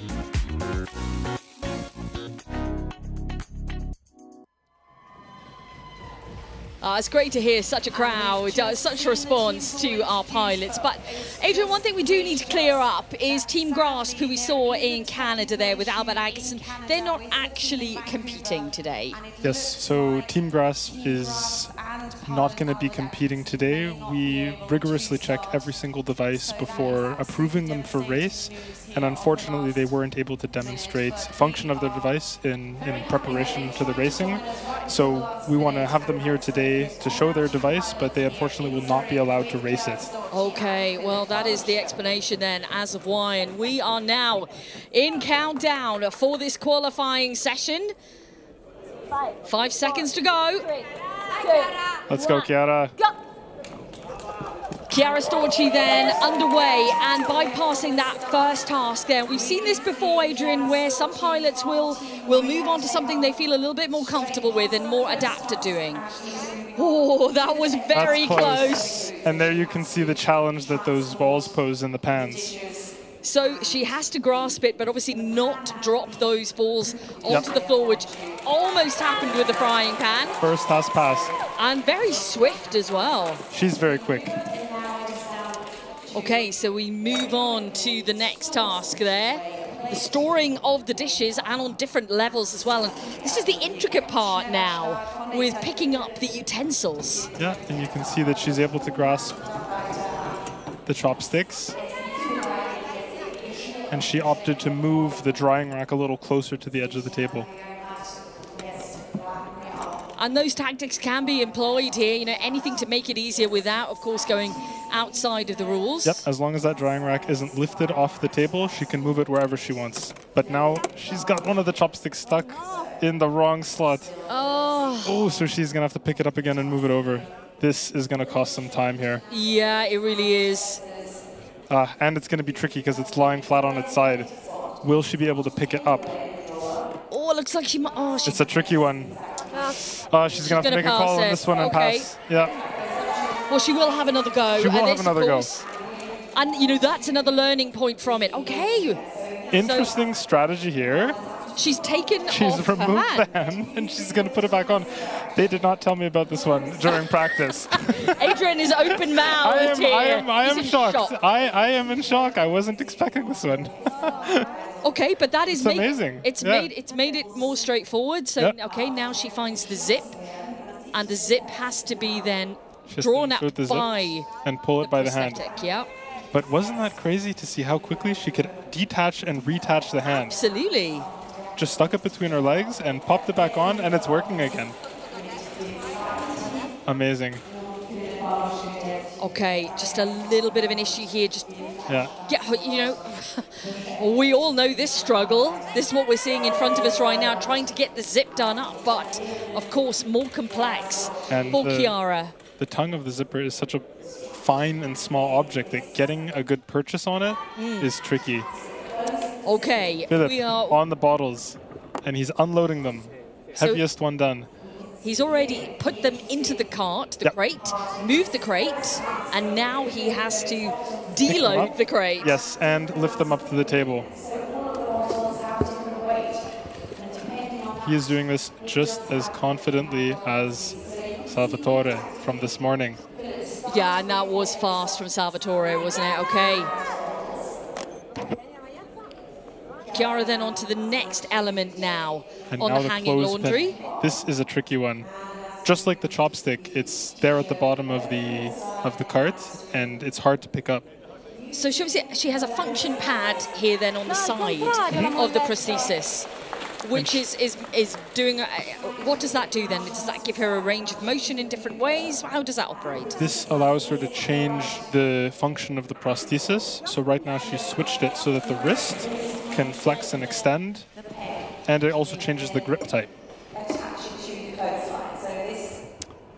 Philip passed the first task and the second, and now he's moving on to the storing dishes. Some beautiful movements here. Very quick, very fluid. You can see how well practiced it is. Let's see how he deals, though, with what Chiara found a little bit difficult, only because she put a chopstick in the wrong position, and it was very difficult. And that was just a small mistake. Yeah, absolutely, which can be rectified on the second run. Oh, and she's finished the laundry onto the DIY. So let's see. Yeah, two scores now then, Adrian, for Chiara here. Talk us through the DIY. What has she got to do here? So this she's is the got to bulb. get this bulb in the socket, and she has to turn it. And this is the trickiest part. In this working in this confined space where the elbow can't be fully extended and the wrist needs to be able to turn that bulb. And for the first few turns, the bulb doesn't sit in the socket, right? So if they let go, it's going to fall out. So she's just adjusting her grip on the bulb here and going back in for a second attempt. Now, the pilots will often try to position it exactly in the fingers so that they can line up the starting thread. Oh, it's such a difficult one. We've seen so many people. Oh, and it's on the ground. That's going to be a task fail. The red flag is up to cement the fact that that task is failed. She moves on. Moving on to the jars and bottles. This one's been a pretty easy one. And you can see on the blue areas, she has to grip with the prosthesis. Yes. And on the red, she so grips with her hand. She just changed the control mode so that she could grab the cap from the top. We saw this tactic yesterday employed, that she moves the bottle rather than the top. Min did this as well, and so did Salvatore. She's skipping the haptic bag. I'm actually surprised. Okay. One of the few hands with sensorized fingertips. I Ah, thought so, she would yeah, attempt. to be able to find those shapes exactly, and to within check the the compliance. Okay, Philip is at the DIY section. This is she's the already on wire. And she is on her way. I saw her practicing this earlier, and she did it perfectly. So we'll see if she can take the pressure of the competition stadium. Yeah, there's a lot going on around. There's a lot of voices, the atmosphere in here. She's got to remain completely focused, But she not is. touch the wire. You can see the focus in her eyes. She's not even blinking, Adrian. No. Come on, Chiara. It's looking good so far. The final sector of it now then. Oh, So don't close. falter, don't falter. So close. Let's go, Chiara. Come on. Final sector. Almost done. Come on. Let's go. Yes. Yes. 10 points in the bag, 40 so far. On to Chiara's the cup scorekeep. stacking task. And just like many of the pilots, you can see she's using that wrist rotation to flip the cups. Okay, Philip has moved on Philip now. also doing a great job here. 4 out of 5. Moving on to the 6th task. Just finding it a little difficult right now to get that lit up, but he's done it. He's done that one. Change the thumb position.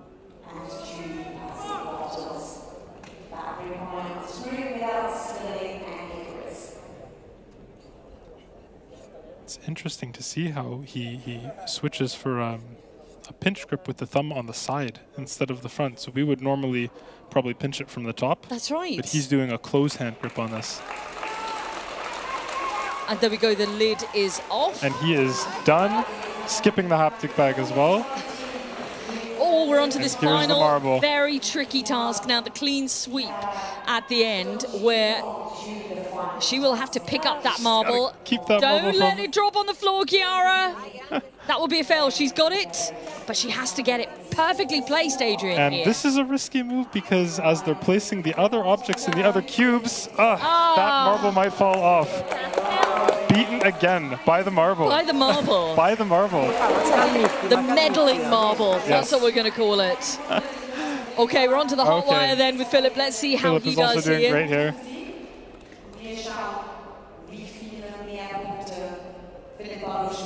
The hot wire proves such a challenge. You know, the dexterity needed, the focus needed, the concentration level. Don't get distracted by anything around you, but it's looking really He's good. close, and yes.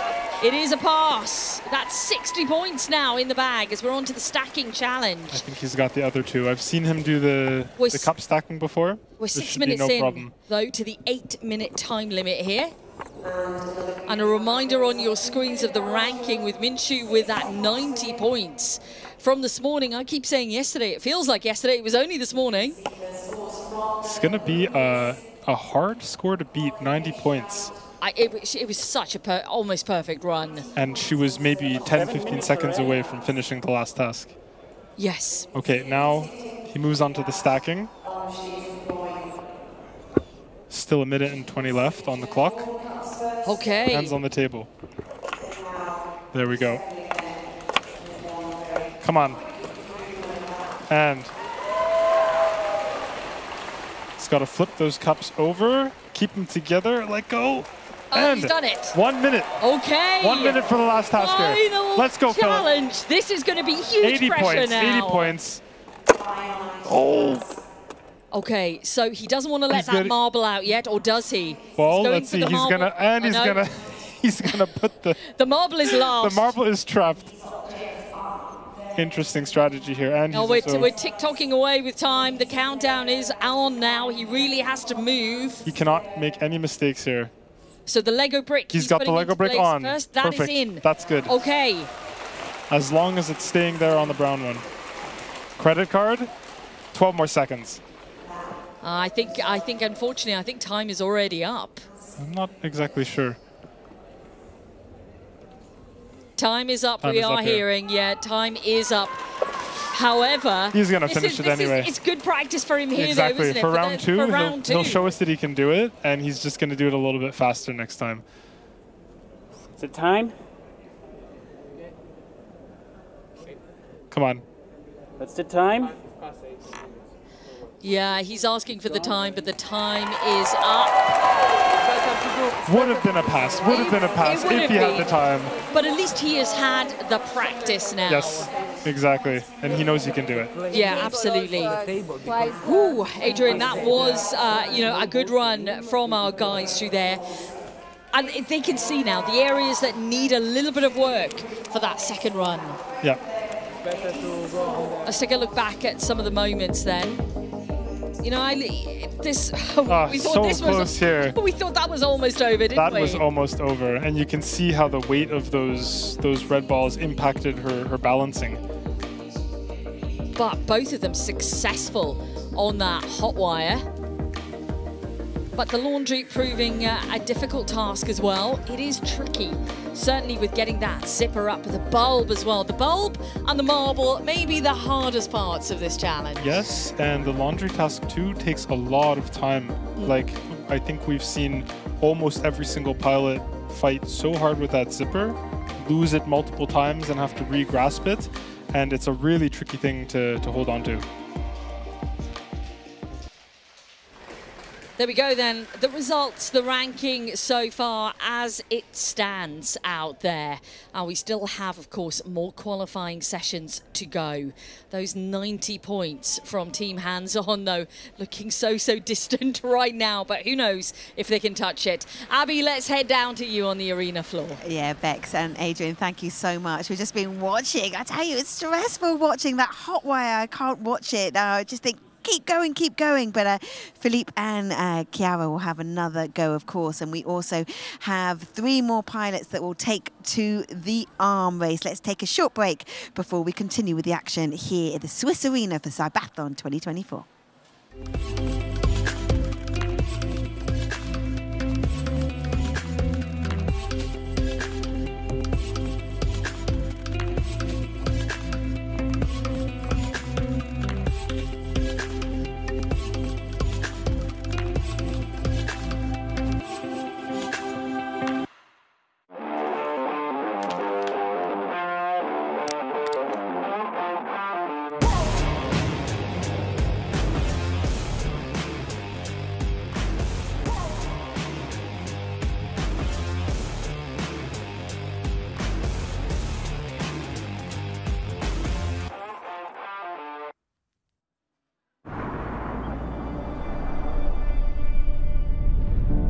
Mein Name ist Michel Fornasier und für mich hat die Zukunft längst begonnen. Mir ist es wichtig, dass Technik der Menschheit dient, sie unterstützt, ihnen Hand bietet und den Alltag so erleichtert. Fortschritt ist Lebensqualität, welche man mit gutem Gewissen auch nutzen darf. In dieser Hinsicht ist EKZ für mich ein verlässlicher Partner, denn sie bieten Lösungen, die mich begeistern. Willkommen zu Hause, Michel. EKZ gestaltet Energiezukunft und versorgt zuverlässig, ökologisch und günstig mit Strom.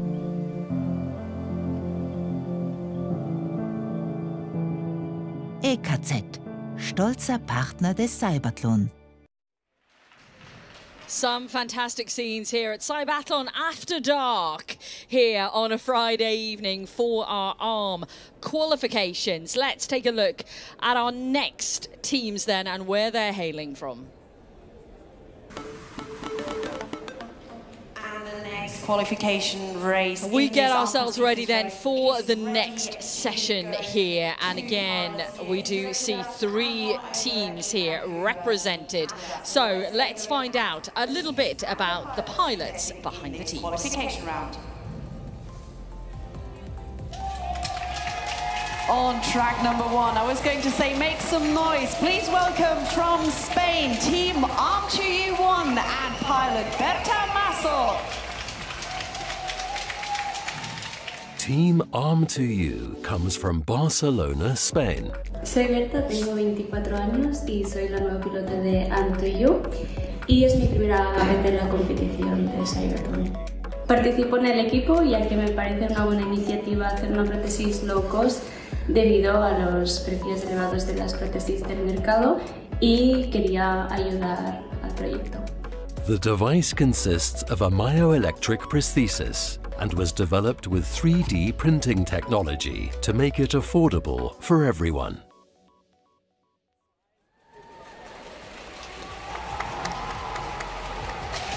And joining us all the way from Vancouver and the hub in Canada, we welcome Team Blink Dev and pilot Chris Nielsen.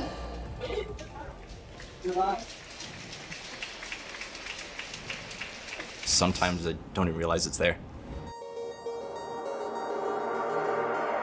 My take-home prosthesis is, the commercial, what's available, and it's robust. I mean, it's very heavy, but this one, it is so light. The hand of my prosthesis weighs more than the elbow down. And when you've got all that weight at the end, you just feel it dragging the whole time. And so this is awesome. So the disadvantage of a really heavy arm is that it kind of pulls on the residual limb in different ways when you're in different positions, and that can make it hard for the muscle sensors to properly interpret what movements you want to move on the prosthesis. I am excited for the CYBATHLON. I'm also very nervous. I got this great team behind me, and they've put together this amazing device, and hopefully we can show the world what Blink Lab can do. Blink Dev! Starts counting down.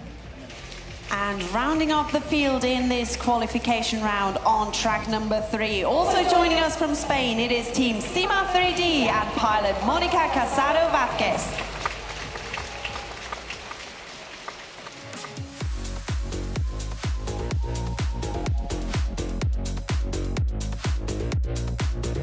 Hello, I'm Monica Casado and I'm 25 years old. I'm a mathematician and I studied a master's degree in finance and another in teacher training with a specialization in mathematics.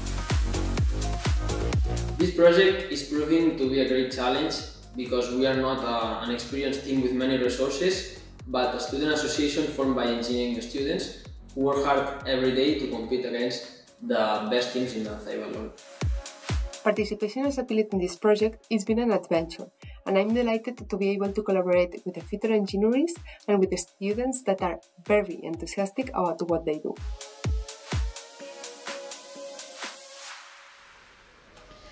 Here we go then, the next qualification round, and we do have a remote location here as well in Canada, which is great to have that inclusive element. You know, we saw that, of course, in 2020, in the COVID year, when everyone was just all over the place. And right now, it means that people who can't travel for whatever reason can be part of CYBATHLON. We're super happy to have Chris and his team from Canada competing with us today. Okay, the countdown clock has begun then, and for Berta here, who mentioned, you know, she's a first-time participant to all of this. You know, this is going to be a very different environment, a competition environment. Let's see how she does. 1, begin. Okay, she passes the first couple of tasks. 2 tasks.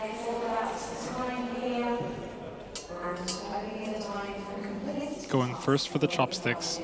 The most difficult, maybe, element, would you say, of that, or not? Is she tackling the toughest one first, maybe? I think she's gone for the toughest utensils, and she's going to save the easier ones for later. And this could be a strategy so that if they drop them or fail them, they lose less time on the other tasks. Talk to me about the prosthesis she is using then, because every one of them is different in some way. And we seem to have more of a gripper here. This one is a gripper. It's also completely 3D printed. And with many of the other prostheses, you saw that they used a button interface to change the mode of the prosthesis. So here they actually have a knob. So she has to twist it in order to change how the gripper works. Okay.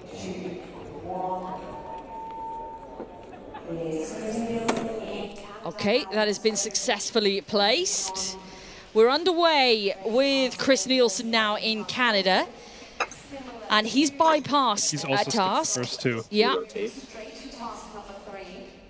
Now, everything you're seeing here has been perfectly replicated, which is exactly as the layout that we see here on the arena floor in Cloughton. This is one of the challenges of organizing the hubs, is also orchestrating all the equipment and bringing it to them as well. Absolutely, and, you know, training up the referees as well and making sure that everything is absolutely done by the book. But Chris seems to be doing well on this challenge so far. He mentioned in the little video we saw that his prosthesis is a little heavier. Yes, so this is actually the race form of his prosthesis, and I was chatting with the team and they were telling me about all the struggles they had. So actually this prosthesis was initially a benchtop device, and they had to create a whole computational and power unit to integrate with it so that he could race with it today. Okay, we can see here that Berta has passed bypassed quite a few challenges. She's passed the one that we were watching, the kitchen utensils, the storing of dishes. That has been done. Okay. Monica is working on the serving food, and it looks like she has this one in the bag. Yeah, the frying pan already on the table. Great. So that's that task passed.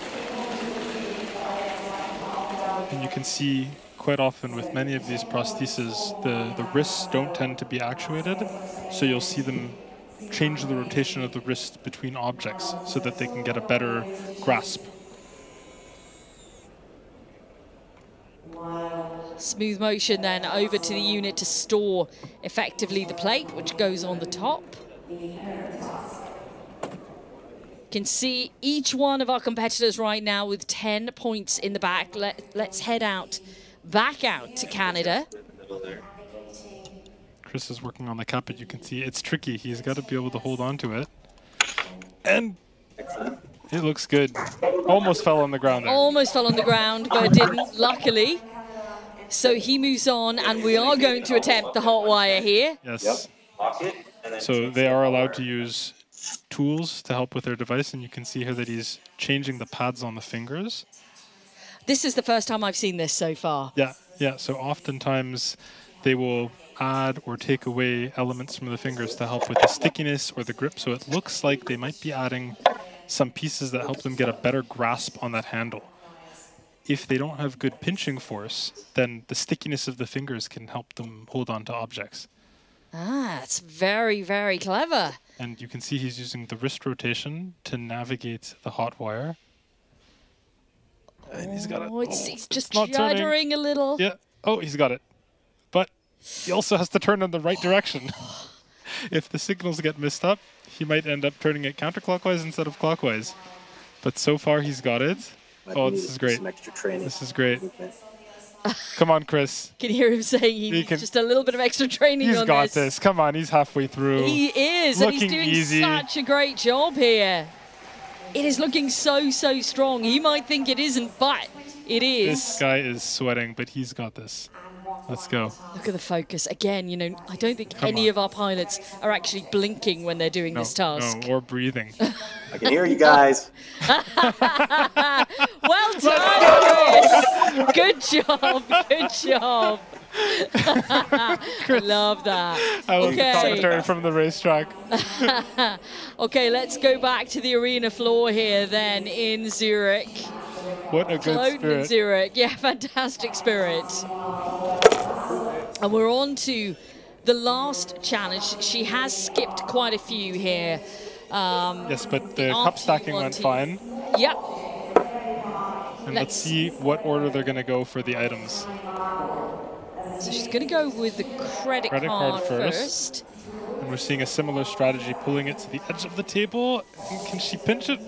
She can. She's got it. Okay. And Monica attempting the same task right alongside. But she is going to try to get the objects out from the bin instead of tipping them out first. Yeah, maybe she's nervous of the marble. Everybody is. Everyone's scared of that marble. So let's see if we can just move around and see how she's... No, she's failed the task. Did she lose something? I'm not sure what exactly happened. I didn't catch that. Whether the marble disappeared, but she's got the key. Yeah, we're back with Massett, who has... Let's go, Beta. Come on. Has she dropped it, though? She's got plenty of time. No, it's on the table. It's back on the table. That's good. Let's see if she can just move it to the edge and get some purchase on it here and complete the task. Two still more objects to go, the Lego and the marble, which are very, very tricky. 2 minutes. She has plenty of time. She can work slowly. I think she needs you in her ears, Adrian. You're a calming influence right now. Okay, we're just watching to see if the key has been inserted. Into yes. the keyhole. It is in. Yeah, that's good enough. And now she's going to go back for the Lego block. Okay, we head back out to Canada. And he is attempting... He's going straight for that marble. Yeah, the marble has proved the most difficult challenge, but with confidence he is going in to grab it and try and put it into position. I'm always impressed by teams that place the marble first, because I worry that I would budget when I'm putting the other ones on. I would be, and it's perfectly placed. I'll be of the mind, do the tough one first. And now he can effectively tip out the other components without worrying about the marble. Now he has to push that Lego block to the side, and he might shake the table when he's doing that. He can hear us, don't don't distract him. Okay, we go for the credit card. Chris is going to prove me wrong here. I'm sure he is. Good. Confident from the credit card. Let's Two more to go. What's next? We're going to go for the Lego block. Nice. I might take that. Okay. Let's go, Chris. Come on. So what he has to do here is push that push Lego it on the side, and it has to stick. Not confident. Oh. That is good. One more to go. Item. It is just the key. We have 30 points already in the bank here for Chris. This could be 40. Could be 40. Well, it's proven a little trouble. Just to get the key to the edge. Exactly. He's doing a solid job here. Okay, let's go, Chris. Come on. Gripping motion. You've got it. A little bit of wrist. Oh, it's so close in terms of time here. Oh, he's good. It's done. Plenty of time. Green flag, 40 points on the board. Well done to Chris Nielsen and Team Blink Dev there from Canada, joining us remotely. That was thrilling to watch. Well done. And again, of course, we're going to see a second pass of that. We're going to see a second pass where he'll improve. Some great moments then from this qualifying run, and great to have. Yes. Chris showing off. He is. And he needs to. It was a great performance, so he can do it. We will take that, absolutely. It's really interesting, actually, to listen in. It's kind of like we're spying here on what they're saying a little bit. Let's have a look at what it does in terms of the leaderboard. You can see Nielsen there in 5th with those 40 points on the board. So the next target now is to try and obviously move up into a position where he could put himself into the final. He just needs to get one more task and he's on the map. Yeah. He's in the top 4. 40 points. But I think, you know, a good bit of confidence now that he's got after doing that. He had a great run and he knows what he's going to do for the next ones. Yeah, and I think, you know, from what we saw from Berta and from Monica as well, is that they've recognised what are the strengths out there and they can improve in certain areas now for the second pass. Some tasks they did miss, but they went on to get to these difficult tasks and get a practice session in here. Such a high difficulty level with that final task. And great, again, to see so many different designs in prosthesis across the 3 competitors that we have here, the 3 pilots. Oh, so close there. So close. So many moments, though, and we'll see that, and we have seen that across the day here at CYBATHLON. So many special moments out there. And such close competition as well, you know, and we've talked about it throughout the whole week here. Yes, it's about competition, but also about this inclusivity. And we're crossing back out to Chris Nielsen here and the Canadian team, to Blink Dev, who are, you know, it's fantastic that they are part of all of this because they are thousands of miles away right now. They're in a completely different time zone to us. It's coming into evening time here in Zurich. He did a solid job. And I think we also see some of the teamwork and collaboration because Grasp is actually hosting Chris's team. And even though they're not able to participate, they're competing there in Vancouver with them. Look at this. I mean, we mentioned he didn't breathe or blink. But as soon as he started going from this point onwards, you know, he got over those little early jitters and then it was super smooth. Yeah, yeah. He got in the flow. And from here on, it was pure confidence. I think he might have taken a breath there, Adrian. I think we were wrong, huh? But this is a real challenge, isn't it, for so many different reasons. It's great to see his technique here. There's actually so little body compensation. Many pilots you'll see moving, dropping their shoulders, but Chris is really maximizing the use of his wrist here to get around these curves and these bends. And it's a really good technique from him. I love the smile right at the end when he's like, oh, I'm done. I'm out of here. Relief. On to the next one. Yeah, exactly. On to the next challenge. We're going to take a very short break here. We'll be back in a few moments.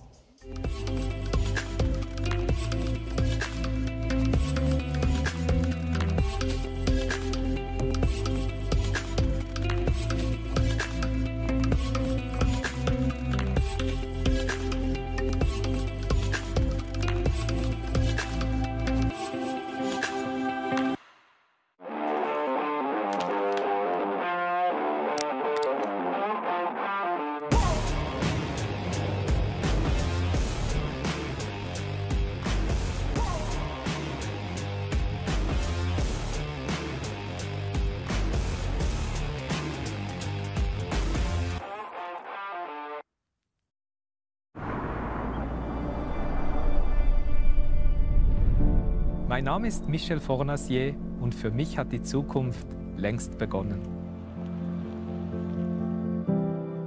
Mir ist es wichtig, dass Technik der Menschheit dient, sie unterstützt, ihnen Hand bietet und den Alltag so erleichtert.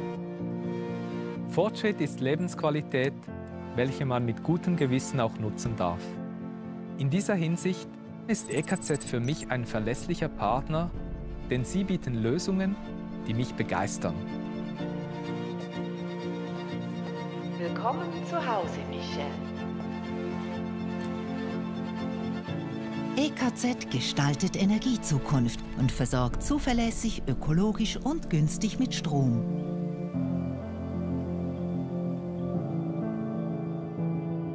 EKZ, stolzer Partner des CYBATHLON. Here we go then, we await the next qualifying session for our pilots. And Adrian, we've had quite the evening so far, haven't we? We've seen an array of fantastic pilots, huge competitive spirit.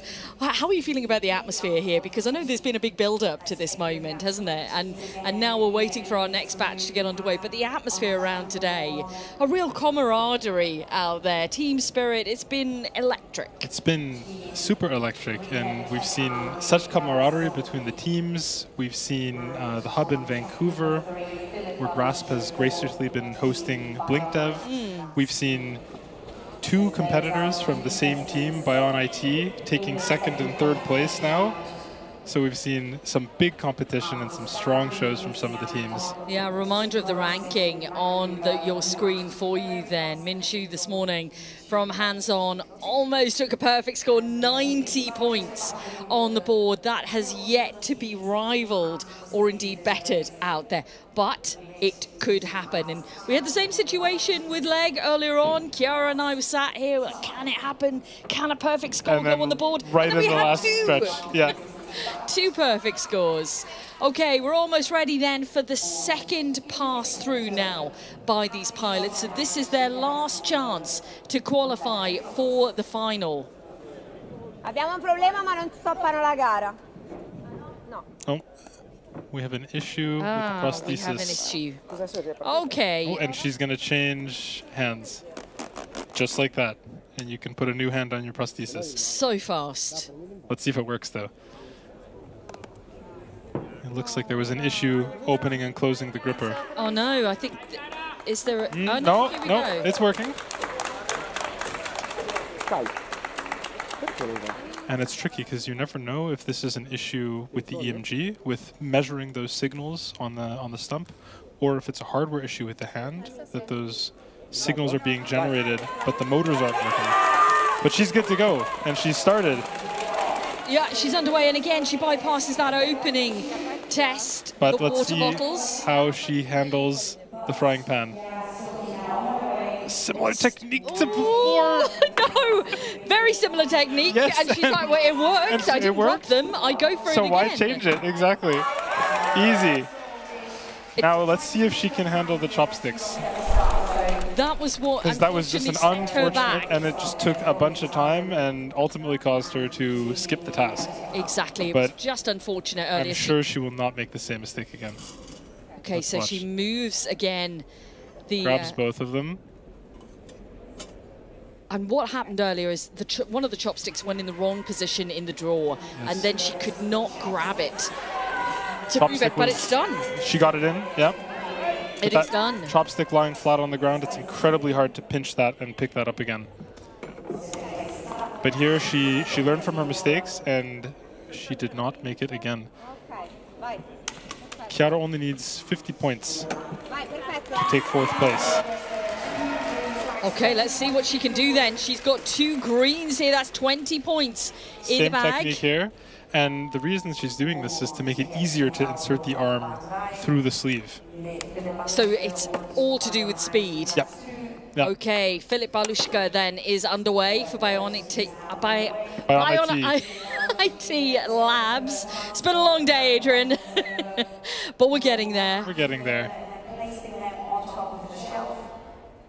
Now, this was the task that we saw her pass earlier on. And I reckon with Chiara. The challenge here is the weight of the cart. So with all those bottles in there, it weighs between 3 and 4 kilos, which is quite heavy. And they have to be able to keep that grip closed while lifting and carrying it. And in terms of lifting the bottles out, he's gone for the heavier bottles first. Yep. To get those out before he moves to the lighter versions. Tackling the tough stuff first. It's good. They're good. The team encouraging them, go, move on. Let's get to the next task. Let's get the frying pan across. And I love that. To see that. Yeah, just that swiping movement with his hand and saving some time there. You can see how practiced they are. And it's almost, you know, this morning, with one of the pilots here, you know, the performance on the hot wire, it was almost balletic. It was so smooth. And it is almost like a dance. That's what we saw there. Yeah. Now we're waiting for Chiara just to be able struggling to a bit with the zipper. She is changing the mode of her prosthesis through the sweater, so without even seeing the buttons, she was able to... Oh, and it looks she's like abandoning she is skipping this task. Okay, so we're on That's okay, though. do-it-yourself model right now. Again, we have the tricky bulb. Adjusting the wrist. What is she going to go for first? So again, she's looking for the thread pattern here so that she can have the best chance of getting that bulb to stay in the holder.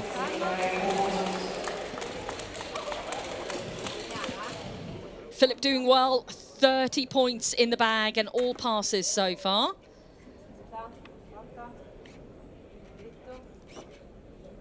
This is so tricky. Nah. She's gonna drop it, but that doesn't mean that it's over. She can pick it up again.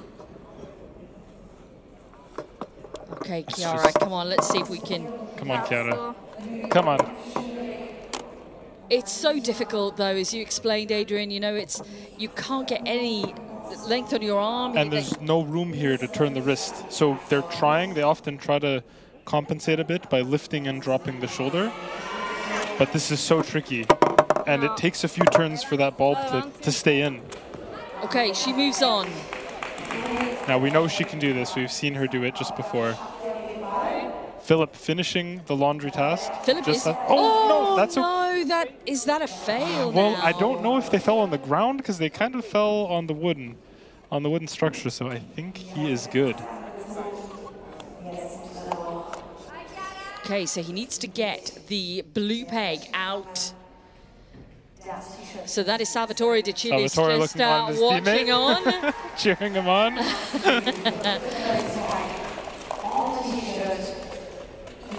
Okay, he is 27 seconds behind De Cilis' pace, but struggling with this clip. And 20 points behind. I think on the split, is he not faster at this point? He's faster, but he's 20 points behind. Hey, Chiara is doing really well. If she can pass this task, she will be at 50 points. And that's what you said she was going to need. She needs to get 4th place, yeah. So this can put her on the leaderboard. But of course, there are more teams to in qualifying. So no promises, but this will get her there for tonight. Come on, Chiara. Not too far to go. Take your time. She's doing really well here. She's keeping her composure so well. So steady. That's a beautiful movement towards the end. She's Come on. Almost there. So close. So close, Chiara. A little turn. Let's she's go. Done it. Yes. That is the green. That is the 50 points then in the bag for Chiara. Come on, Chiara. You can do this. On to then the stacking of the cups. But we're back with Philip, who's almost sprinting to the hot wire. Ooh, and he skipped the haptic bag, but now he's onto the hot wire. Let's go, Philip. He is closing in on Min's score of 90. Will he be able to replicate that? Let's find out. Oh, the tricky final sector. Come on. Over the arc. Let's go, Philip. And down to the bottom. Yes! Let's go. Green flag raised, more points in the bag. It's 70 right now. Salvatore cheering him on. 5:32, 2.5 minutes left. He's got plenty of time. And he was asking a lot, wasn't he, previously when he was doing this about the time? What's the time? Oh, and that marble. The meddling marble, unfortunately. But Chiara finishing with 50 points. Which is such... Very, very strong second attempt. Far better than the first run. Okay. Oh, no. It looks like we had a little mistake on the cup stacking. Okay, so we're on to the final. He can only get 80 points now here. And you can hear Philip's coach reminding him for every object and every task how he should prepare his hand. Oh, he's dropped the Lego. Luckily, it has stayed on the table, though, because if it drops on the floor, it's a fail, but it stayed on the table. Timing, come on, talk to me. Talk to me, please. Huh? A little bit of frustration. You know, it is. You know, he's calling to the team to let him know how he's doing on time. Don't focus on that. He doesn't know. He doesn't know. But he's got 1.5 minutes left. There's plenty of time here. You know, it's. He's got it. Come on. There we go. It's on. It's on. Okay, we move back. We've got 3 other items to be able to get in. He's got 1 minute. Okay, he's got the credit card to go. Now he's going to go for the key. And he leaves the marble to last. He is battling here for a good qualifying position. Okay, just then the marble. One more to go. And here it is. Plenty of time here. 1 minute. He gets a grip of the marble. Oh, he dropped it. No! Just at the final hurdle. That marble. Oh, so close. In 3rd position, though. Overall, at the moment, still plenty more qualifications to come. Matching his score of 70, but that was frustrating. So both with the cups and the marble at the end, 20 points that were just within reach. Just within reach. Whose idea was that marble, Adrian? Oh, definitely not me. Definitely not me. Oh, that has caused some drama, hasn't it? We're loving it, don't get me wrong. But it has caused some drama. The medaling marble on the final task. But again, some really strong moments. And Philip was very fast in his tasks. We saw just some small mistakes here that cost him 20 points. But this is something that he can improve upon in the finals if he can hold on to that 3rd place position. There's still some strong teams to come. Oh, yeah. We'll see them tomorrow morning. Looking forward to that, certainly. Okay. I love the fact that Chiara did so well on the hot wire. And a far better result in 2nd qualifying than in 1st for Chiara. Okay, let's head out to Abby. Let's find out where she is now. Where are you, Abby?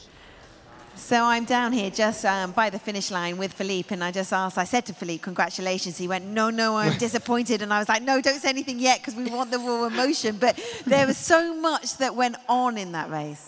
Yeah, but doing the training, there was everything so well, you know, and here doing the race, actually, I don't feel so much pressure at all, but there's some fails we don't recognize than doing the training. So I will check this properly on the slow motion. We need VAR. So you think that you want to check about the cups, whether there was a fail there. You think it should have been a pass? Yeah, in doing the training, I easily pass it. So, but this will be okay. If there is a fail, it's a stupid fail. Yeah. So, but we need to check it anyway. So much emotion. It is a sporting event, and we saw how much it means to you, Philippe. You were asking for timing. You wanted to know how much time you had, and there's this. I suppose it's like a tightrope between speed and then the focus and the precision. Yeah, exactly. So you have a spotter here. So this guy is like the coach. He's talk about the timing, how it's going. Go faster, go slower. You are fine, something like this. So not about pressure, just about timing. So keep focus on the task. Which one is your nemesis? Which task do you not like? It's the haptic back. So I pass it because if you have a prosthesis without any feeling, there's no way to do it. So I pass it. But which ones do you feel like are your ones that you're really strong at? Probably the lamp and the hammering. So it's I like it. Well, look, at the moment, you're in 3rd position, which would take you through to the final. But we do obviously have more tomorrow to come. Sure. So there's some competitors to go. So we will see. There are 4 places on going to the final. So hopefully it's enough.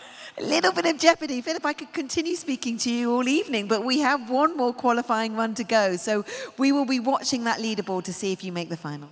Yeah, sure. It's a pleasure to talk to you. Yeah, absolute pleasure. Well done to you and your team. Whew, so much involved in this. The stakes are high and there's so much personality and the spirit that's involved. Bex, we have one more qualifying run to go.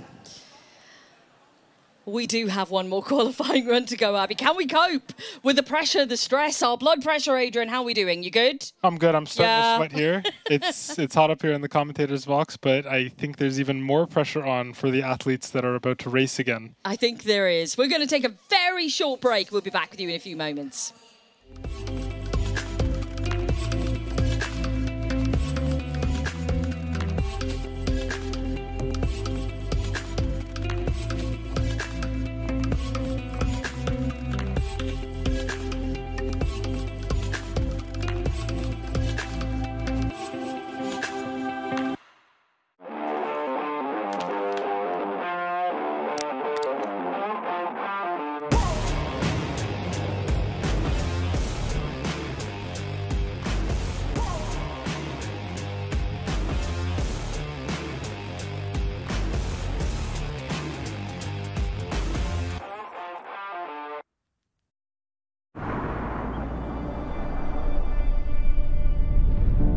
Mein Name ist Michel Fornasier und für mich hat die Zukunft längst begonnen.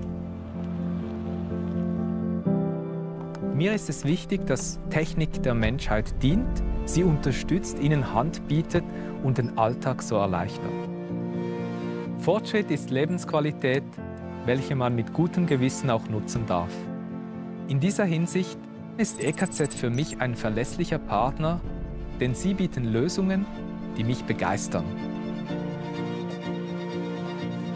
Willkommen zu Hause, Michel. EKZ gestaltet Energiezukunft und versorgt zuverlässig, ökologisch und günstig mit Strom.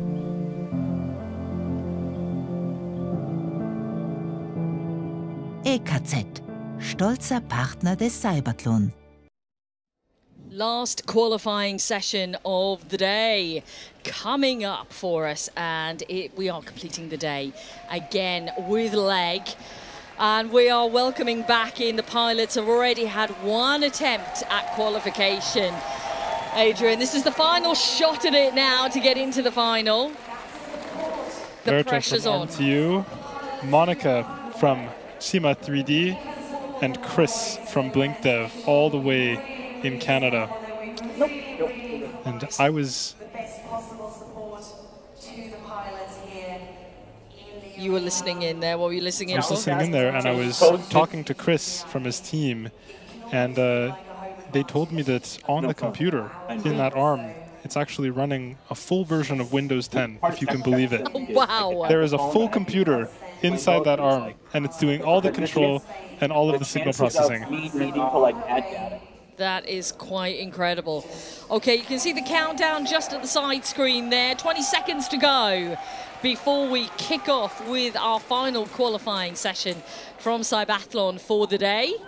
Of course, another 2 days of full competition here to enjoy. Berta Massot is going to be first. Okay. Skipping the bottles, skipping the serving food, and moving straight to the dishes. This is what we saw earlier on as well. Oh, and again, the same chopsticks. tactic. Yep. She goes for the chopsticks She can first. take one at a time. There is nothing against the rules against doing this. But she's going to have to make another trip back and forth. Oh. One thing she cannot do, she can't drop it, and she cannot tip anything on the floor here. No. But she can move that holder with her hand, yes? She can position the drying rack however she likes, as long as she doesn't lift it off the table. This is going to cost her a bit of time, but it's perfectly legal.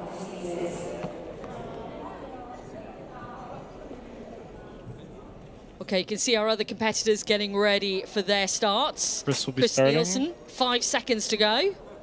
Chris, an avid Dungeons & Dragons player. Okay, and off he goes. skipping the first task and the second one. And he heads as well, the same as Berta, to this task, which is storing dishes.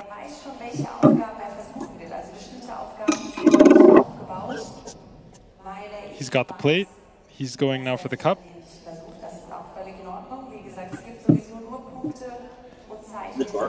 Chris needing not only a score of 50, but also to improve on the time of Chiara. It's going to be a hard task, isn't it? Yeah. But I'm sure he's up for it right now. He's motivated, certainly, focusing on picking up those chopsticks and delivering them to the draw. Back to the arena floor here. And she's finished. Berta Good has job. completed that task. And Skipping that is laundry, skipping DIY, skipping bottles, and haptic bag. And we move on to the hot wire. This is Plenty of actually, time. Adrian, proving quite popular with It's our very pilots. popular. You know, despite how difficult it is, they all want to do it. Yeah. It's kind of, you know, Incredible. when I had a look at the layout for the track and I saw this, you know, this makes me balk. I wouldn't attempt this myself. But yeah, a lot of the pilots are going for this one and being successful at it as well. Okay, back into Canada now. And employing an interesting technique to increase the grasping power. We heard 3 newtons or Newton meters. Probably newtons of pinching force. Triple. Wow. Okay, so using a rubber band to increase the grasping force of the prosthesis. which is allowed, yeah? It is allowed. It is just considered a tool, and as long as he keeps that with him, it is totally fine. He can carry it with him across the entire track. Oh, and that's good. lucky That's that good. didn't drop on the floor. That did not fall on the ground. Okay, Monica is underway here Passing. for SEMA 3D. Past the serving food and moving on now to the dishes. Oh, and the hand. Is no. this intentional? Okay. What has happened here, Adrian? I am not sure. She's detached the gripper, and she looks to be. If we can get a view from the other side. But she also seems a bit confused. Oh no, okay. We're unsure what has happened here with Monica. It looks. Ah, the Oh, no. race is terminated. Oh no, that is so unfortunate. Some kind of... I didn't catch what happened there. We didn't know what happened. We'll try and find out for you what has gone on there. That is so disappointing for SEMA 3D and of course Monica. Ah, okay. Oh no. Okay, back in Canada, and unfortunately that task wasn't successfully completed this time around. Changing again the gripper.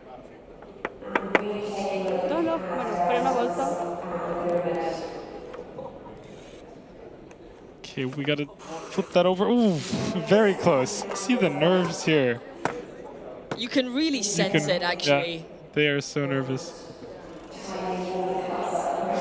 Oh, she's focused. Come on. We just have to stack those cups Come on, Berto, and we can flip do them this. over. And a discussion with Monica. And we had one successful task she meant completed there by food, Monica. and something happened after that. Okay, let's head back then to what is now the stacking And of Chris cups. using the rotation of the gripper to flip the cups over. We can see how interesting and different the different prostheses do operate. And that was a pass for Berta Massett here on the arena floor. You can hear the cheering. And she's moving on now to the final task. Let's see if she can manage to keep everything together. That even is a delicate motion, just trying to get that upside down, to get everything out Yes, without the marble escaping. And not sending the going objects flying across and off the table. It's going to be a bit of a surprise here. Let's see. Okay, it's all together. Good. So she goes for the credit card first, guiding it to the end of the table to be able to then grip the edge of it. Very common technique, because getting that card off of the surface of the table requires such fine dexterity. She's got it. And it is in the slot. So that's the first one of 4 completed. You can see that Chris Nielsen is also at this point as well in Vancouver. I try. Let's go. I think the marble, has the marble escaped? No, he might have it under the tub. Aha. Let's see. That we've also seen that technique as well. Yeah. Keep it under the tub. Keep it enclosed. Keep it safe. I've also seen some teams put it on top of the tub, so the marble's already in place. Oh, he already did the marble. He's already done that section. Come on, we're behind. He's there already. Well done, Chris. He is well ahead of us. He is 1 step ahead. Okay, yep, card is in. In position. Relax. We got lots of time, right? Yeah, you got lots of time. Plenty of time on the clock. Yeah. So we're going to lift the Lego now and attempt that. And actually at the same time and it's stuck to the gripper? He's going to have to get it off. There we go. At the same time here, we're doing the Lego as well with Berta. And this is tricky because you have to be able to pinch, and I don't think she has it. You have to pinch and push at the same time. And the grasping force of these prostheses, some of them are not so strong. So to be able to pinch and push at the same time is tricky. And we saw it just sliding out from the fingers. Let's see if she can get it this time. Just enough to stick it on. Yes. Ooh, she's not going to push it into place. I think this is the final one for Chris Nielsen. He's done. 30 points on the board. Let's go, Team Canada. Yeah, for Blink Dev, then that is the task complete. And we missed Berta finish as well. That is such an ecstatic. Oh, look at the excitement and the team coming together. On to you one then with Berta Masson. What a reaction! What a at great the finish! End there. Oh, she is excited. And it's her first time competing here at CYBATHLON. Her first time doing anything like this. Amazing. Oh, that's amazing. It's so fantastic to see that reaction, that delight, that exhilaration. And the whole team reaction as well. And there then in Canada we got Chris with Chris Nielsen and the Blink Dev team. And Monica from Chima 3D. Ah, there we go. There you are, guys. Well done on all of the results. I'm loving the pose from Chris. Let's take a little look back at some moments, shall we, across this final qualifying session that we are seeing today. You know, great to link out to Vancouver in Canada and join up with Chris Nielsen and watch him perform the myriad of tasks. Oh, that's still there. We missed that as well. We missed that earlier, yeah. Almost dropping the plate.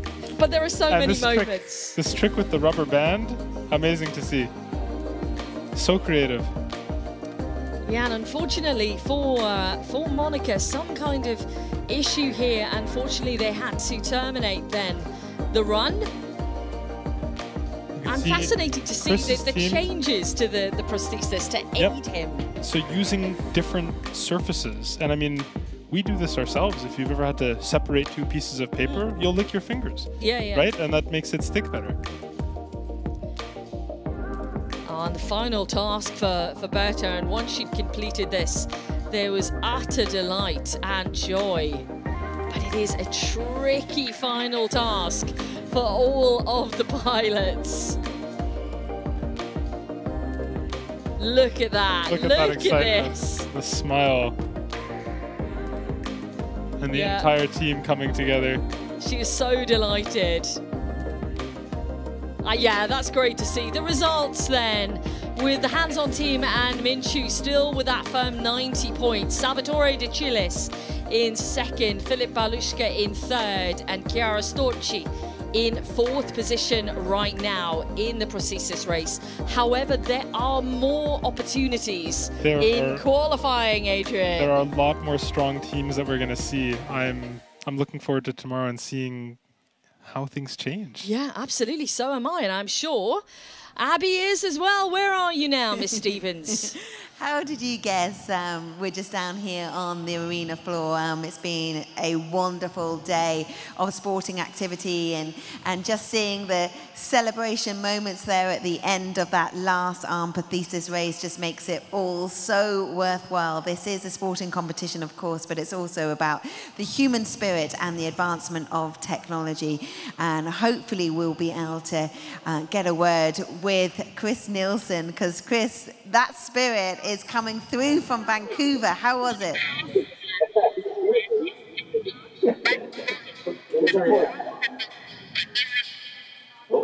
Great. Yeah, it was fun. I love this team.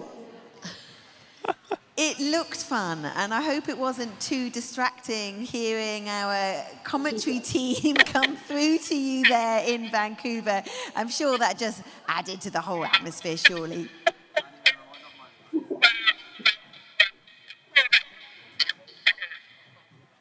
It really did. It did make it a lot more of a sports environment, like a lot of practicing in the lab. There isn't the cheering, there isn't the excitement or the hype. So it changes things when you got adrenaline going, but it was awesome. Chris, well done to you and your team, and it's great seeing all the creativity and the solution focus ideas as well, to use the elastic band to just tighten that grip, and we wish you continued development, and well done from all of us to you there in Vancouver.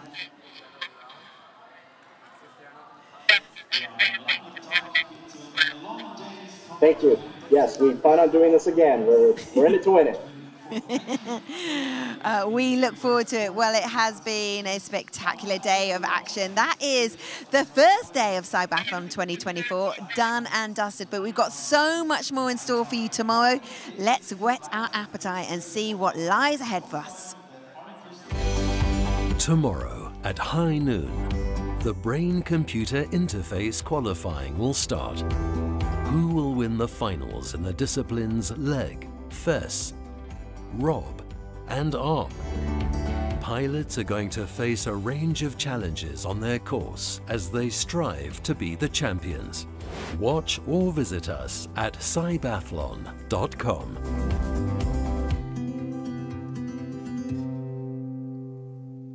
Bex and Adrian, what a brilliant day of sportsmanship, of innovation, of excitement, of trepidation. It had it all. It has had it all, absolutely, and it should have done, because we were expecting great things, and we were delivered great things from the pilots today out there, Adrian. Everyone rose to the occasion. Amazing. We started the day together, we're ending it. Yeah, this is true. And we are so excited for what's to come. It's been so incredible seeing all the pilots compete, the tension, the upsets. And there have been some upsets as well. Those really strong scores that have been put on the scoreboard, but there is still room for things to be shaken up in most of the disciplines. There really are. And as you said, Abby, there's 2 more days to go. We're back at it tomorrow, aren't we?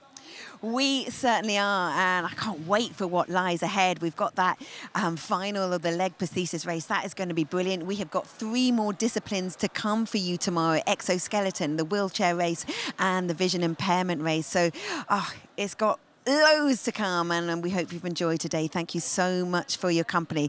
So 11 o'clock, that's local time in Switzerland. Make sure you join us then and see some more spectacular action, some spectacular sports, and the power of sport and the power of technology coming together. It really is such levels of innovation. We look forward to seeing you in the morning. Bye for now.